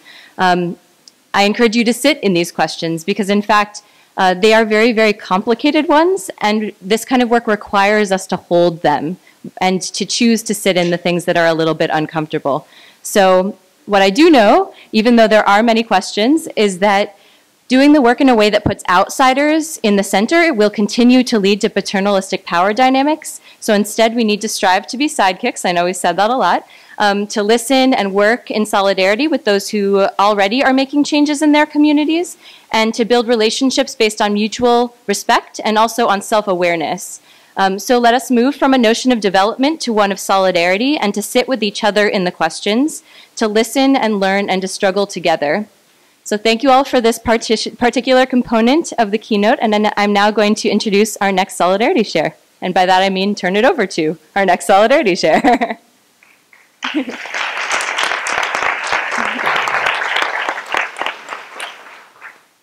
My name is Aditya Vishwanath and I am from Chennai, a city in South India. In my very diverse country, which is made up of a range of people from very different income levels and social environments, providing meaningful, inclusive and updated education is a major challenge. Capital city of Cambodia, my name is Nimo. In my community, it is a doubt whether the authority could lead and provide a very standardized education to the people, and whether the people themselves have the ability enough to receive it back or not. So there are thousands recently of graduates who are not recognized by the society, and it is a very negative impact for human resource projection in the society, and which could lead to the increasing of the unemployment rates and also the increasing of the labor migrants and crimes. Our challenges, though set in very different environments, share a common tone. We believe that in most developing countries with a large youth population, there exists an age-old education system that is not entirely in sync with the needs and goals of society today. There are fundamental flaws in the institutionalized procedures of rigorous standardized testing and the usage of relevant education technologies in learning environments. As a consequence of all these, our system of education creates a team of people who can follow orders, but not a team that can lead. Even more than that, as the globe right now is fashioned by the new technology, philosophy, and ideas, being a right-sided person is a must. One cannot be knowledgeable by making through day by day. Excellencies, ladies and gentlemen, a good national education is needed for the people because it is the bridge to allow the person to connect to the world and also since with the world moving steps. So I believe that the gap of education standard between developed and developing countries will be getting smaller and smaller, and also people will be able to be treated greatly when we're all joining hands together. The 8th Millennium Development Goal, which talks of creating a global partnership for development, can be achieved through sustainable education that incorporates the spirit of research and innovative thinking. The key is to start with the classroom. Currently, we have an education model that fills the mind with facts. It creates students with well-filled minds. But this is not needed in the era of the internet. What we need is a student with a well-formed mind, a mind that is shaped by innovative thinking, a mind that can think out of the box, and a mind that just does not ask why, but also asks why not. Education definitely seems like a vital component to tackle every other sustainable development goal. Our hope is your hope.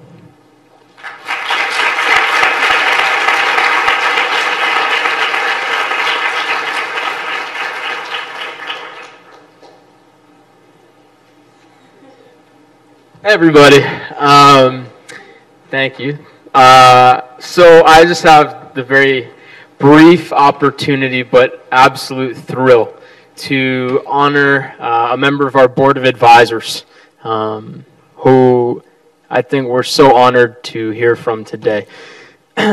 So Dr. Sakina Yakubi, founder of the Afghan Institute of Learning, is somebody who really has changed the world. When the Taliban closed girls' schools in the 1990s, helped create 80 schools educating 3,000 girls across the country of Afghanistan, now has scaled up to, at last count, and you can correct me, 300,000 women. 12 million. Okay. 12 million. I mean, yeah.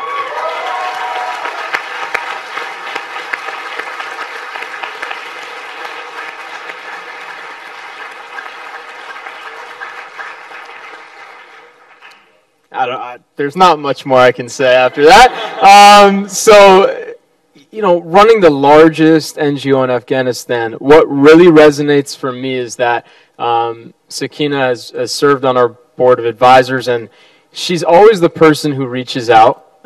When it came to this event, she was one of the first people to reach out, and she said, I want to put this on my schedule.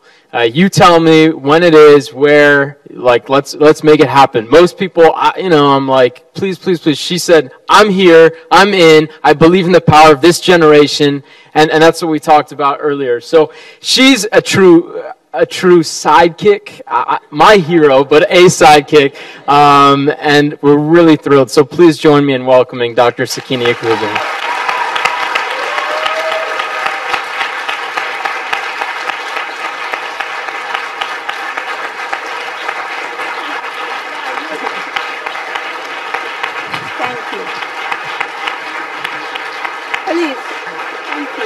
Thank you.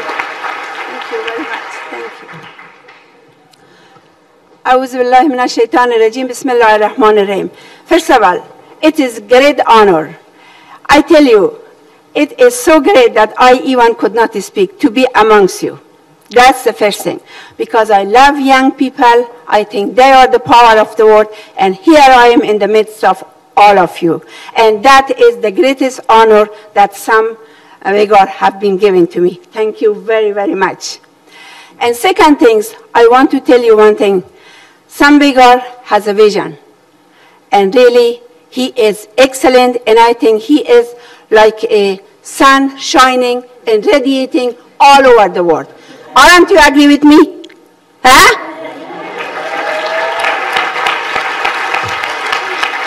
Thank you. Thank you. So, what we are talking today, we talk about identity. And I was listening to everyone, speech, presentation, poetry, and story.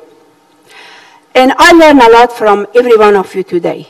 Today also, for me, it was a lesson that I will carry with me to Afghanistan, to the young generation like you in Afghanistan.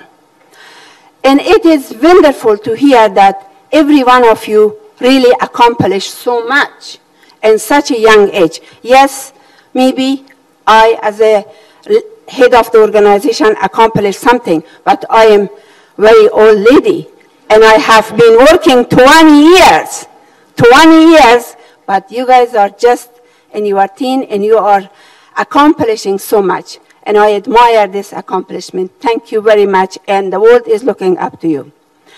What is identity? Identity is, yes, every one of us have identity. Every one of us have a background. We come from different culture. We have different ethnicity. We have a rich country. We have a poor country. We have a good environment. We have a bad environment. We have an educated environment. We have an uneducated environment. But according to where we come from, every one of us accomplished to have a self-identity. But how we improve that self-identity and how we can get along with that self-identity with others. Somebody was talking about them, about others. I think until, that is my experience, until we don't throw away the others and see me, what is my self-identity? How can I get along with others? Others is me. If I get along with others, it's in me. I have to be able to see inside me and see who I am. And any new community that you go, I really strongly believe that that community is looking up to you and expecting from you a lot of things. But hey, we are individual. We are human beings. We are not perfect. But if we really give a hint to that community and say, I am here to learn from you, listen and also learn from them. And listen deeply what they want to do. Not go from outside and say, well, here, I am come here, I am very well educated, I came from advanced civilization, and here I will fix you. I will do things for you. I think that kind of attitude you will not be successful. You will be successful if you go into that community with our colleagues. Pull your pens and your hands and just start working with them. If they are poor or if they are rich. There wouldn't be a difference. I am the leader. I cannot do that things. I cannot carry the table. I cannot change the blackboard and put something else. I cannot carry the books. If we don't have that attitude and we count ourselves as them, I think that's the time that we gain respect. And once you gain respect, then that's it. People trust you. Then you be trusted in the community. And once you have trust, also you build compassion. Because you love this work. You do from your heart. You have compassion for this work. And then you will be able to accomplish a lot. I really was listening to a lot of people talking wonderful concept. But I really, at the bottom of the line for me, is love and compassion. For any community you go, you can bring change. if you have this few recipe. If you don't have that, no matter how much money you take, how much education you have, you will not accomplish. I give you an example of it. Afghanistan have been through war for 40 years. There was conflict all over Afghanistan. It still is conflict. As a matter of fact, a week ago, 400 people were killed in one suicidal bombing. 400 people were killed. All civilian. No, absolutely, I mean, from nowhere, somebody came and blew the whole part of the city. But the point is that when you are in an environment like that, and you have people are frustrated, people are devastated, people are living in poverty, people are sick, people are not educated, how you are going to handle that if you do not have that love, and if you did not gain that respect? People came with lots of money. What they did? They didn't do that much. What the government is doing? Not doing that much. Who are doing that much? The little far distance village with nothing in their hand, no money, but they have whatever they have. They have their love. They care for each other. They stay together. They hold hands together, and they really are willing to work to really bring peace in that little village. That's matter. That is matter. Money is not, yeah, money is a good resource. We all need money. But if the money is there and the concept is near that you really want to help, you want to bring this community to rise up together, it's not going to work. And also I will tell you, if you go to a community and your nose is up to the ear and you are better than anybody else, it's not going to work. Because people are people. Everybody has their identity. And when they be looked down up and they will be minority in front of you, they are not going to respond to you. No matter what you bring and how you do it, it's not going to work. So when it works, that you really feel the heart of the people. Listen to the people. Weep with people. Sit with people. Drink tea with people. Go to their sorrowness. Go to their happiness. Share with them a cup of tea when they need you. Bring a cup of tea and listen to them that they will talk to you their problem. And that is the way that your self-identity will be like sort of acceptable to others. And then they will know, yes, none of us are hero, but we are there as a change agents, and we are going to do the change to change the community by being one of those members of that community. And that I experience. Why I'm talking to this to you, because every one of you seems that expert in the field. You are wonderful. But through this experience in 20 years, working in the refugee camp, going from camp to camp, and listening to those women, to those girls, to those boys, I learned something, that they are brilliant. They have mind, they are really intelligent, but they have been unfortunate because the country was in war. Russian invaded Afghanistan, Mujahideen killed people, Taliban came and conquered the country, and now we have a government who really could not really manage that much. These people, from the time that they were refugees in Pakistan, in Iran, 7 million people, they are devastated. So they need to really go little step by step. You cannot just jump and all of a sudden everybody healthy, everybody educated, everybody do things for themselves and have sustainable life. We are talking about empowerment and about sustainability. Sustainability and empowerment comes as a package together. We have to work through those differences, through those devastation. We have to work with them. And that is the way that your identity will really help to you be patient. You be patient. And for example, I give you an example. There was one girl, I will not look down on anybody, but she had a good heart. She came all the way from Australia. She really wants to help in Afghanistan. She went through a lot of hardship, tried to learn the culture in there. But one thing that was that she didn't have enough time. She had only 6 months to learn the culture and do the work. For those 6 months, it was a short duration. She could not do all these things. Do you know that she left Afghanistan with tears in her eyes? And I was so upset about that because she felt that she didn't accomplish anything and she could not do anything because she said, I can't. I can understand these people. I cannot do anything. I cannot help anybody. What should I do? And you know, that is really broke my heart because she has all the intention.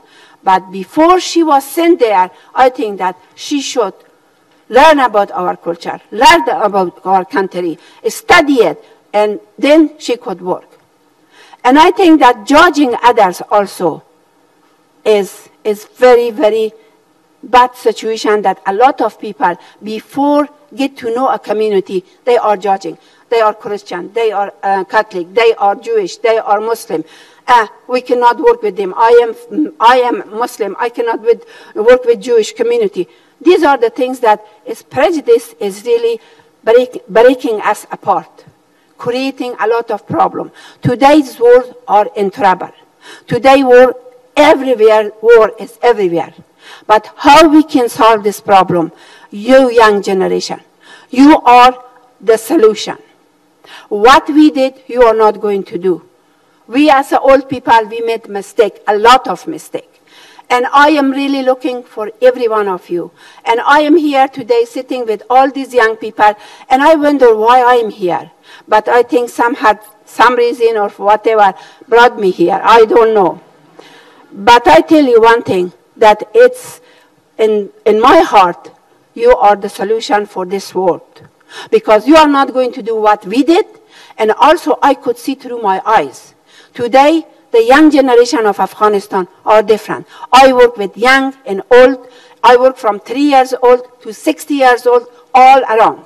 I have orphanage that has 600 people. 160 people are from street children. The rest of them are in the orphanage. And they are learning beautifully. They had bad behavior.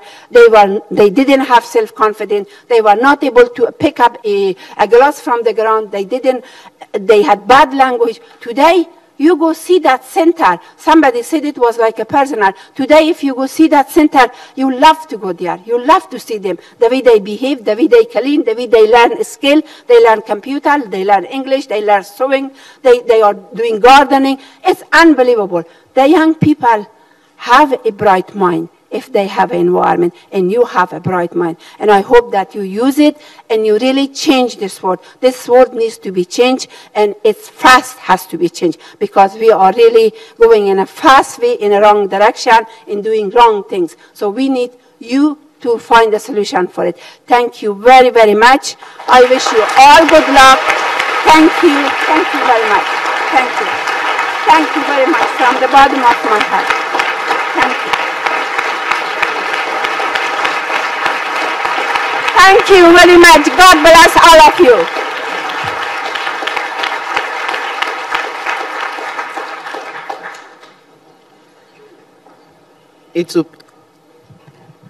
It will be a great honor to introduce our next speaker.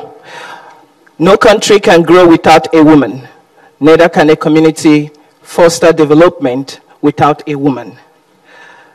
She is the first woman to hold the post of the president of the Pan-African Youth Union, the leading youth organization in Africa, which retains special status within the African Union. As the president of this body since 2014, she collaborates with head of state and the African Union to address issues affecting young people across the continent. A native of the Democratic Republic of Congo, she was previously the national coordinator for the United Nations Association in Namibia, a founder of the international business consulting firm Millennium. She has been a coordinator of the Peace and Development-Oriented Congolese National Youth Forum, a first female president of the Student Representative Council of the University of Namibia, and served in Namibia National Student Organization. Trained in Nairobi, Kenya, on the protection of civilians at the International Peace Training Center. And she is one of the speakers at the 2015 World Women's Summit in São Paulo, Brazil. She holds a honors degree in media studies from the University of Namibia and studying law at the Protestant University of Congo. Please join me as we welcome our next speaker, Fresher Muyamba.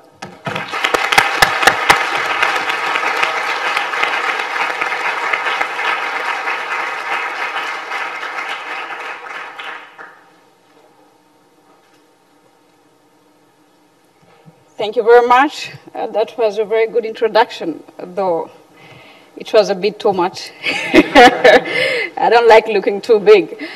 Thank you very much, Sam. I think this is a very great honor for me to be here today, and of course for considering us for this great conference of your young people, and especially for the students of the world.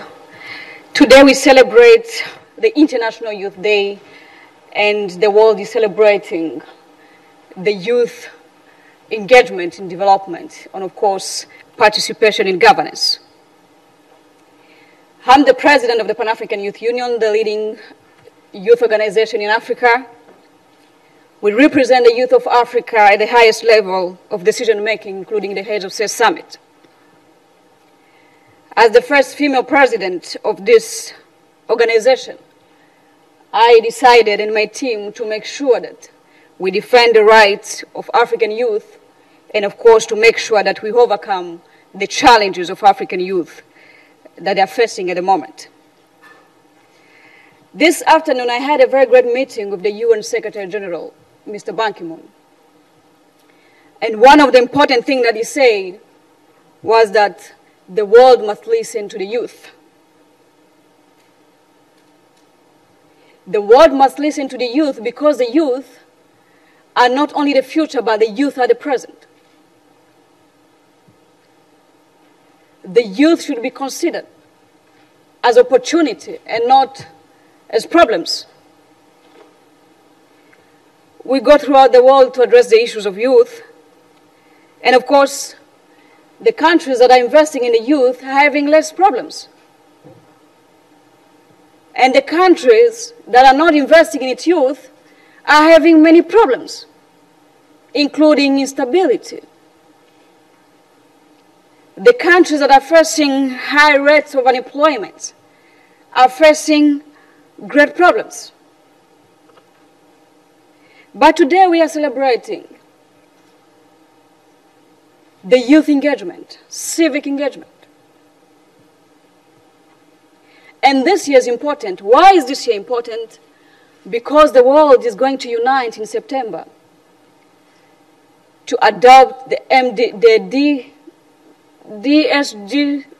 SDGs, and of course to agree on climate change. And this was the reason why I met the UN Secretary General today, also to make sure that through his office we are lobbying not only for African youth, but for the youth of the globe.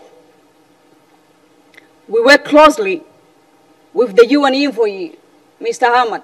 I even expected him to be here. Unfortunately, he's in Philippines. He's supposed to respond to another invitation. But I'm sure that some of his colleagues are here, if I'm not mistaken.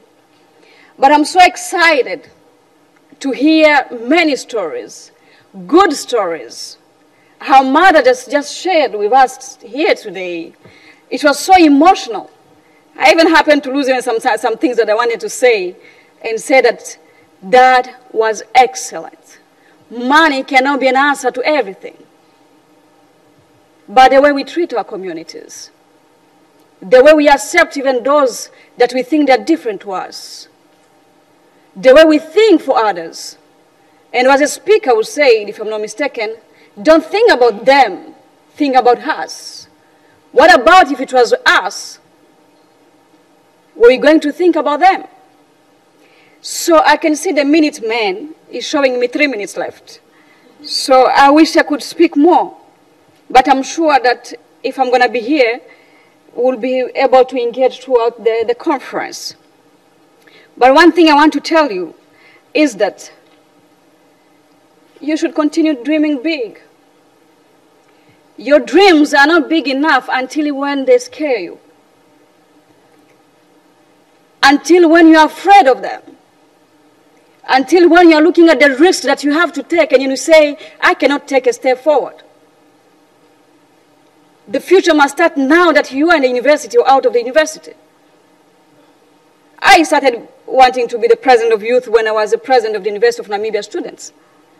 And I said, when I finish, I have to go and defend the rights of the youth, and I have to go and defend the policies implementation of African youth, and so on. African youth are facing problems and challenges like any other youth in the world.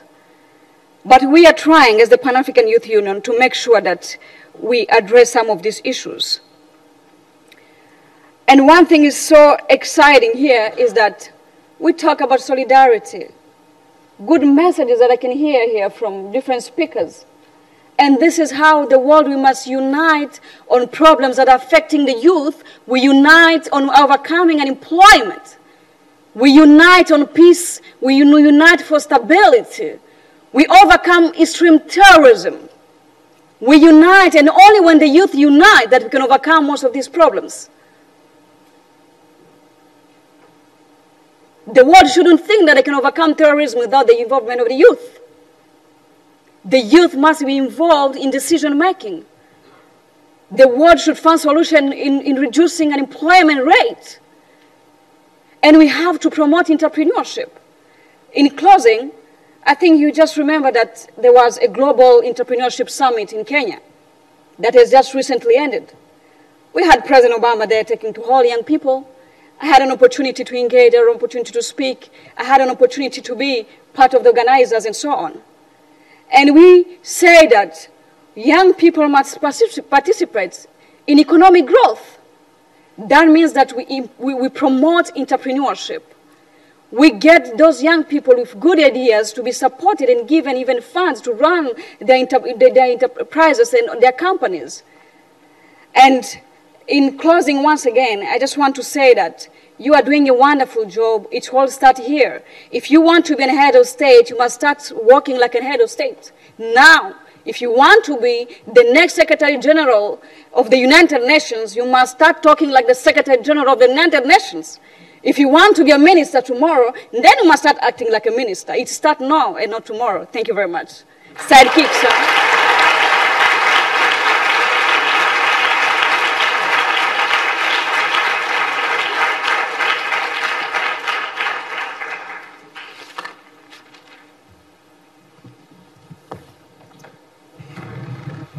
Hello, everyone. My name is Kendrick Okafor. I'm from James Madison University in Harrisonburg, Virginia. And one thing I love about my community is that everyone loves sports, whether it's football, basketball, soccer, even ultimate frisbee. At the end of a hard week, it's always great to be done with school and be able to do something physical, actually. One thing that stuck out with me this past year was that my friends invited me to join their intramural soccer league. Now, I am a terrible, terrible soccer player, as Shin can probably attest to in my days in Honduras playing with the kids over there. But I'm awful, and they knew that, but they still invited me. And so I decided to join, and I played awful, but we made it to the championship game that season. Even though we didn't win, I really appreciated them just inviting me, knowing how bad I was, but valuing my friendship at the same time, and willing to include me in something that they were so passionate about, really. My name is Pedro Piqueras, and I'm originally from Spain, but I study in California, at the University of California, Riverside. And my hobby is to play the violin. I play at an orchestra back at home, and in my friend of circles, what we do for fun is play music. And sometimes we even make money when we play at gigs, concerts, and weddings and stuff like that. And trust me, as a graduate student, you will do anything for money. And why not do your passion and what you're passionate about? So we don't just play classical music. We play a variety of genres, and sometimes we even make our own rhythm. It is a group of brother and sisterhood, and we each support each other.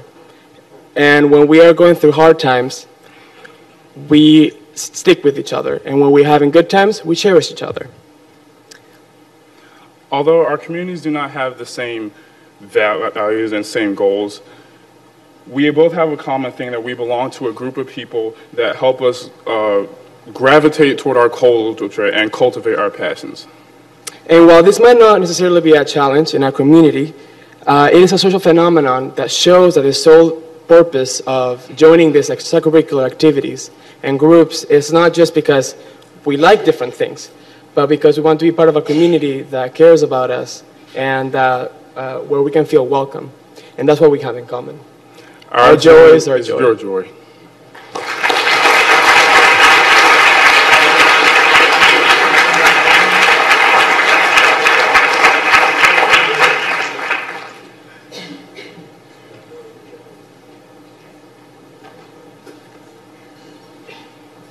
Hello. Hi. How are you guys doing? Is it, let me keep this there. No, I kind of like this. Must come from my rapping days. Not here to talk about that today, though. Don't ask me to freestyle. It's been a long time. First of all, I wanted to thank Sam and Raina and everybody from the organization who put this together. And I wanted to, recognize all of you for coming from all over the world. And I've been in here for a while, not the whole session, but I think you guys deserve a round of applause for yourself. I think you should.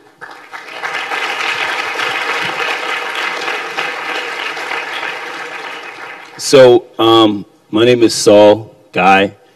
That's the name they actually gave me. I didn't make it up. It's not Soul Guy, because that would be a little bit corny. But anyways, I always digress in these things. I have words down here. I'll try to stick to them. We've got limited time. I do a lot of things, but I guess what I am amongst everything is a storyteller. And I've used all forms. I've used music, film, art, conversation, life. Everything is story. See, stories are ancient. We've always told stories since we were painting them on the caves in the caves we were living in. And the stories we tell will define who we are, and they shape and change our world. And a prevailing story here in America is one of violence and race. And it's playing itself out in the streets between black men, black and brown men, and the police. One of the defining moments, as many of you know, has came in the last year, was Ferguson, Missouri, where a violent altercation between Officer Darren Wilson and an 18-year-old unarmed black man named Michael Brown left Michael Brown dead and divided the country. That was a year ago. There's been riots, there's been protests, there's been more shootings. There hasn't been much change. What's happened in Ferguson last night looked like Ferguson a year ago. I put a film out yesterday, and I was thinking about it last night, about Ferguson, about that altercation, that incident.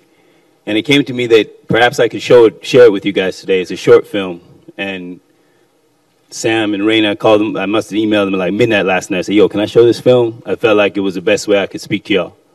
And they said yes. So I know everyone's is not from the U.S., so just a little bit more context for those of you who don't know this story so intimately. And in this film, there's an actor playing Officer Darren Wilson, who killed Mike Brown. And he was acquitted by a grand jury of his peers to not even have to stand trial for their altercation and where Mike Brown ended up dead. And that acquittal is what sparked the outrage and protests and continued to divide this country. And this is my take on that situation. So if we could play the video.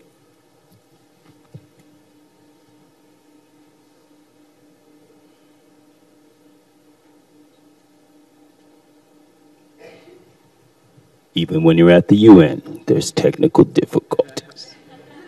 He's got it, though.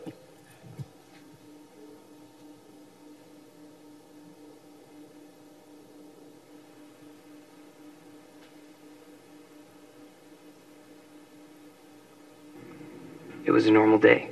I was just patrolling my area. I had to go out and run and get heartburn medicine for my fiance because she wasn't coping well with the heartburn issue. So I ran and did that for her. And then I was just driving around. That's when I heard about the stealing coming from the market. I didn't hear all of it. I was on my portable walkie, and it was a broken transmission. I heard bits and pieces. I heard that there were 2 males involved, and they were heading towards the QT. The cigarillos were stolen, and one of them was wearing a black t-shirt. I was on my way out of the area. I was actually on my way to lunch. And that's when I saw 2 individuals walking in the middle of the street, single file, on the WL line. Two individuals who later became known to me as Dorian Johnson and Michael Brown. I stopped and let them approach me. And in law enforcement, we're always trained to look at hands, because the hands are what will hurt you. He had cigarillos in his hand. Dorian Johnson was wearing a black t-shirt. And that's when I put it together, that these were the two suspects from that stealing. I said, "Hey, come here a minute," and slammed my door on me. And then he stares at me. I mean, he stares at me. And then when I went to look back at him, all of a sudden punches started flying. I don't know what happened. He threw the first punch. Swinging, grabbing, and pulling. I was just covering my face. My hands had gone up. And that's when I felt the immense power that he had, like a 5-year-old holding on to Hulk Hogan. It was just protection. The next thought is, how do I survive this? I don't think I can withstand another hit like that. If I'm knocked out, what happens to me? If I'm unconscious, I can't defend myself at all. I go through my options. I think about mace. I don't carry a taser. I have an expandable baton. Even if I could get to it, how would I expand it in the car? The only option I had left was my firearm. I got it out, and I pointed it at him. He says, "You're too much of a pussy to shoot me." And that's when I decided to pull the trigger for the first time. I look back at him, and he's running. He ran about 30 to 40 feet. His right hand went into his waistband. He did a stutter step, and his left hand went at his side in a fist, and he came at me. So at this point, I gave myself another mental check. Can I shoot this guy? You know, legally, can I?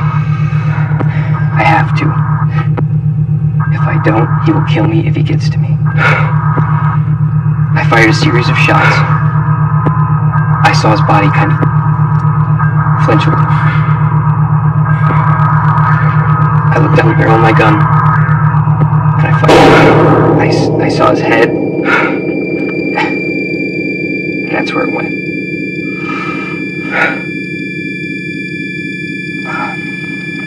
I had actually seen that bullet go into his head. And that's when I knew he had passed.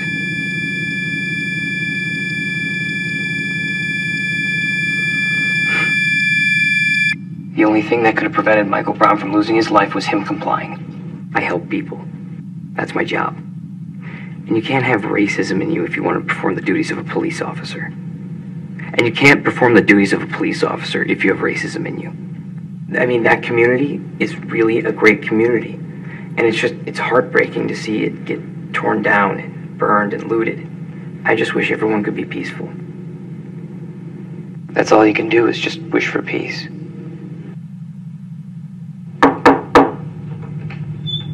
Mr. Wilson, we're ready for you.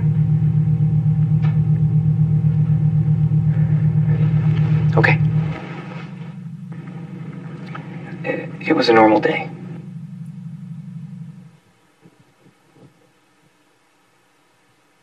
So, why did I make this film?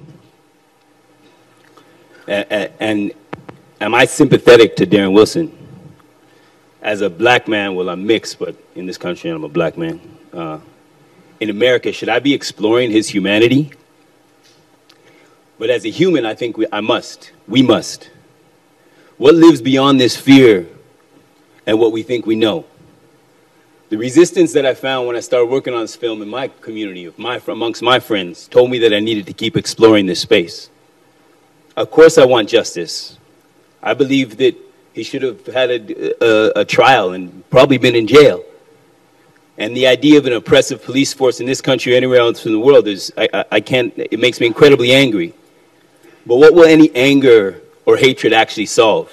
How do we get outside of what's learned in this pattern behavior? Can I find compassion for him? Should I find compassion for him? This process for me just created more questions, similar to the work y'all are doing. Was this Darren Wilson and Mike Brown, or was it all of us? These men have been on a collision course for 395 years since the first slave was brought here. And our inability to recognize our collective history and acknowledge our collective responsibility and move towards healing is what keeps us in this repetitive cycle. Back to my first point. We must create a new story. Manifest and live in a world of new possibility in thought, action, and expression in everything that you do. You're all here because you've chosen to be a part of healing. You've chosen to do something new. You've chosen to rethink even the thing you were told to do. An NGO, an organization going to another country to do something to make a difference. You have to rethink it. We live in a post-colonial world. We must start by restoring culture. Through language, through music, through songs, through food, through conversations, through taking better care of our resources and lands. In order to do that, we must change this prevailing narrative. We must tell a new story. We are living out these stories we speak into action. We must recognize that for each of us, the most important place we can start is within. Because when you start within, it affects your family, your friends, your dinner table, your community. It continues and continues. Your work has brought you all the way to New York City. And it could take you to every corner of the world. But do you have anything more important than continuing to be self-critical and to change internally? If you continue to revolutionize yourself, your world will be in constant change. And again, it will impact your family, your friends, and your community. Recognize your privilege. Undo what you think you know. I challenge you to keep that mindset. Do not repeat the colonial cycles of the past. After all, exploration in Africa was under the guise of humanitarian work. We all know how that's gone so far. So craft a new story. Throw away everything you know on a daily basis. Question it all and question yourself. And I'll leave you with a quick story. So in the plains of Africa somewhere, I'm not sure of the country, there's a pride alliance. And they're hanging out. And they're hungry. They haven't eaten in a while. And there's these gazelles that are sitting by a lake, and they want to get them. They got to eat. There's an old lion who used to be the head of the pack, but he's old, and he can't really keep up anymore. His teeth don't really work. And they say to him, they say, yo, why don't you go on the other side of the lake there? And since your teeth ain't really rocking, you got space in your mouth, you have a great roar. So give that big roar, and the gazelles will run away and run to us, and we'll eat. Sure enough, he goes to the other side. Roars huge, like rocks the whole jungle. Gazelles run away right into the pack of lions, the pride lions. They all get devoured. They eat. What am I trying to say? The fact is that if those gazelles, for some reason, went against their instinct, went against what they thought they knew, and ran into the roar, ran towards their fear, ran towards what they thought might destroy them, they would have been safe. They would have found a new way, and they would have discovered something new and written a new story. Thank you.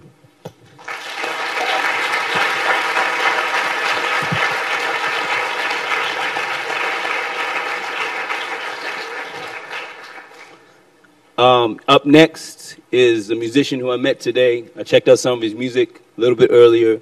It's Alexander Starr. He's a bit of everything. He's rated E for everything. That's what his fans told me. So check him out. Give it up. It's always good to bring music into the vibe. Thank you.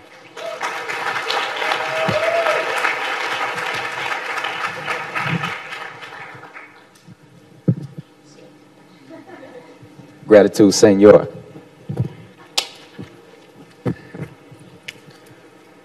Ladies and gentlemen, raise your hand if you have a vision and a plan for what you want to do to change the world. Okay. Keep them up. I want you to take that hand and make a peace sign. Because you and I, we all belong to the smallest, yet the strongest minority known to man. Young leaders with good hearts who work together. See, if you're anything like me, many times it feels like the world is set against your agenda to do good. It feels like people like to watch us have to go against the grain. They like to watch us have to swim upstream. Well, ladies and gentlemen, my name is Alexander Starr, and swimming upstream, that's what I do best.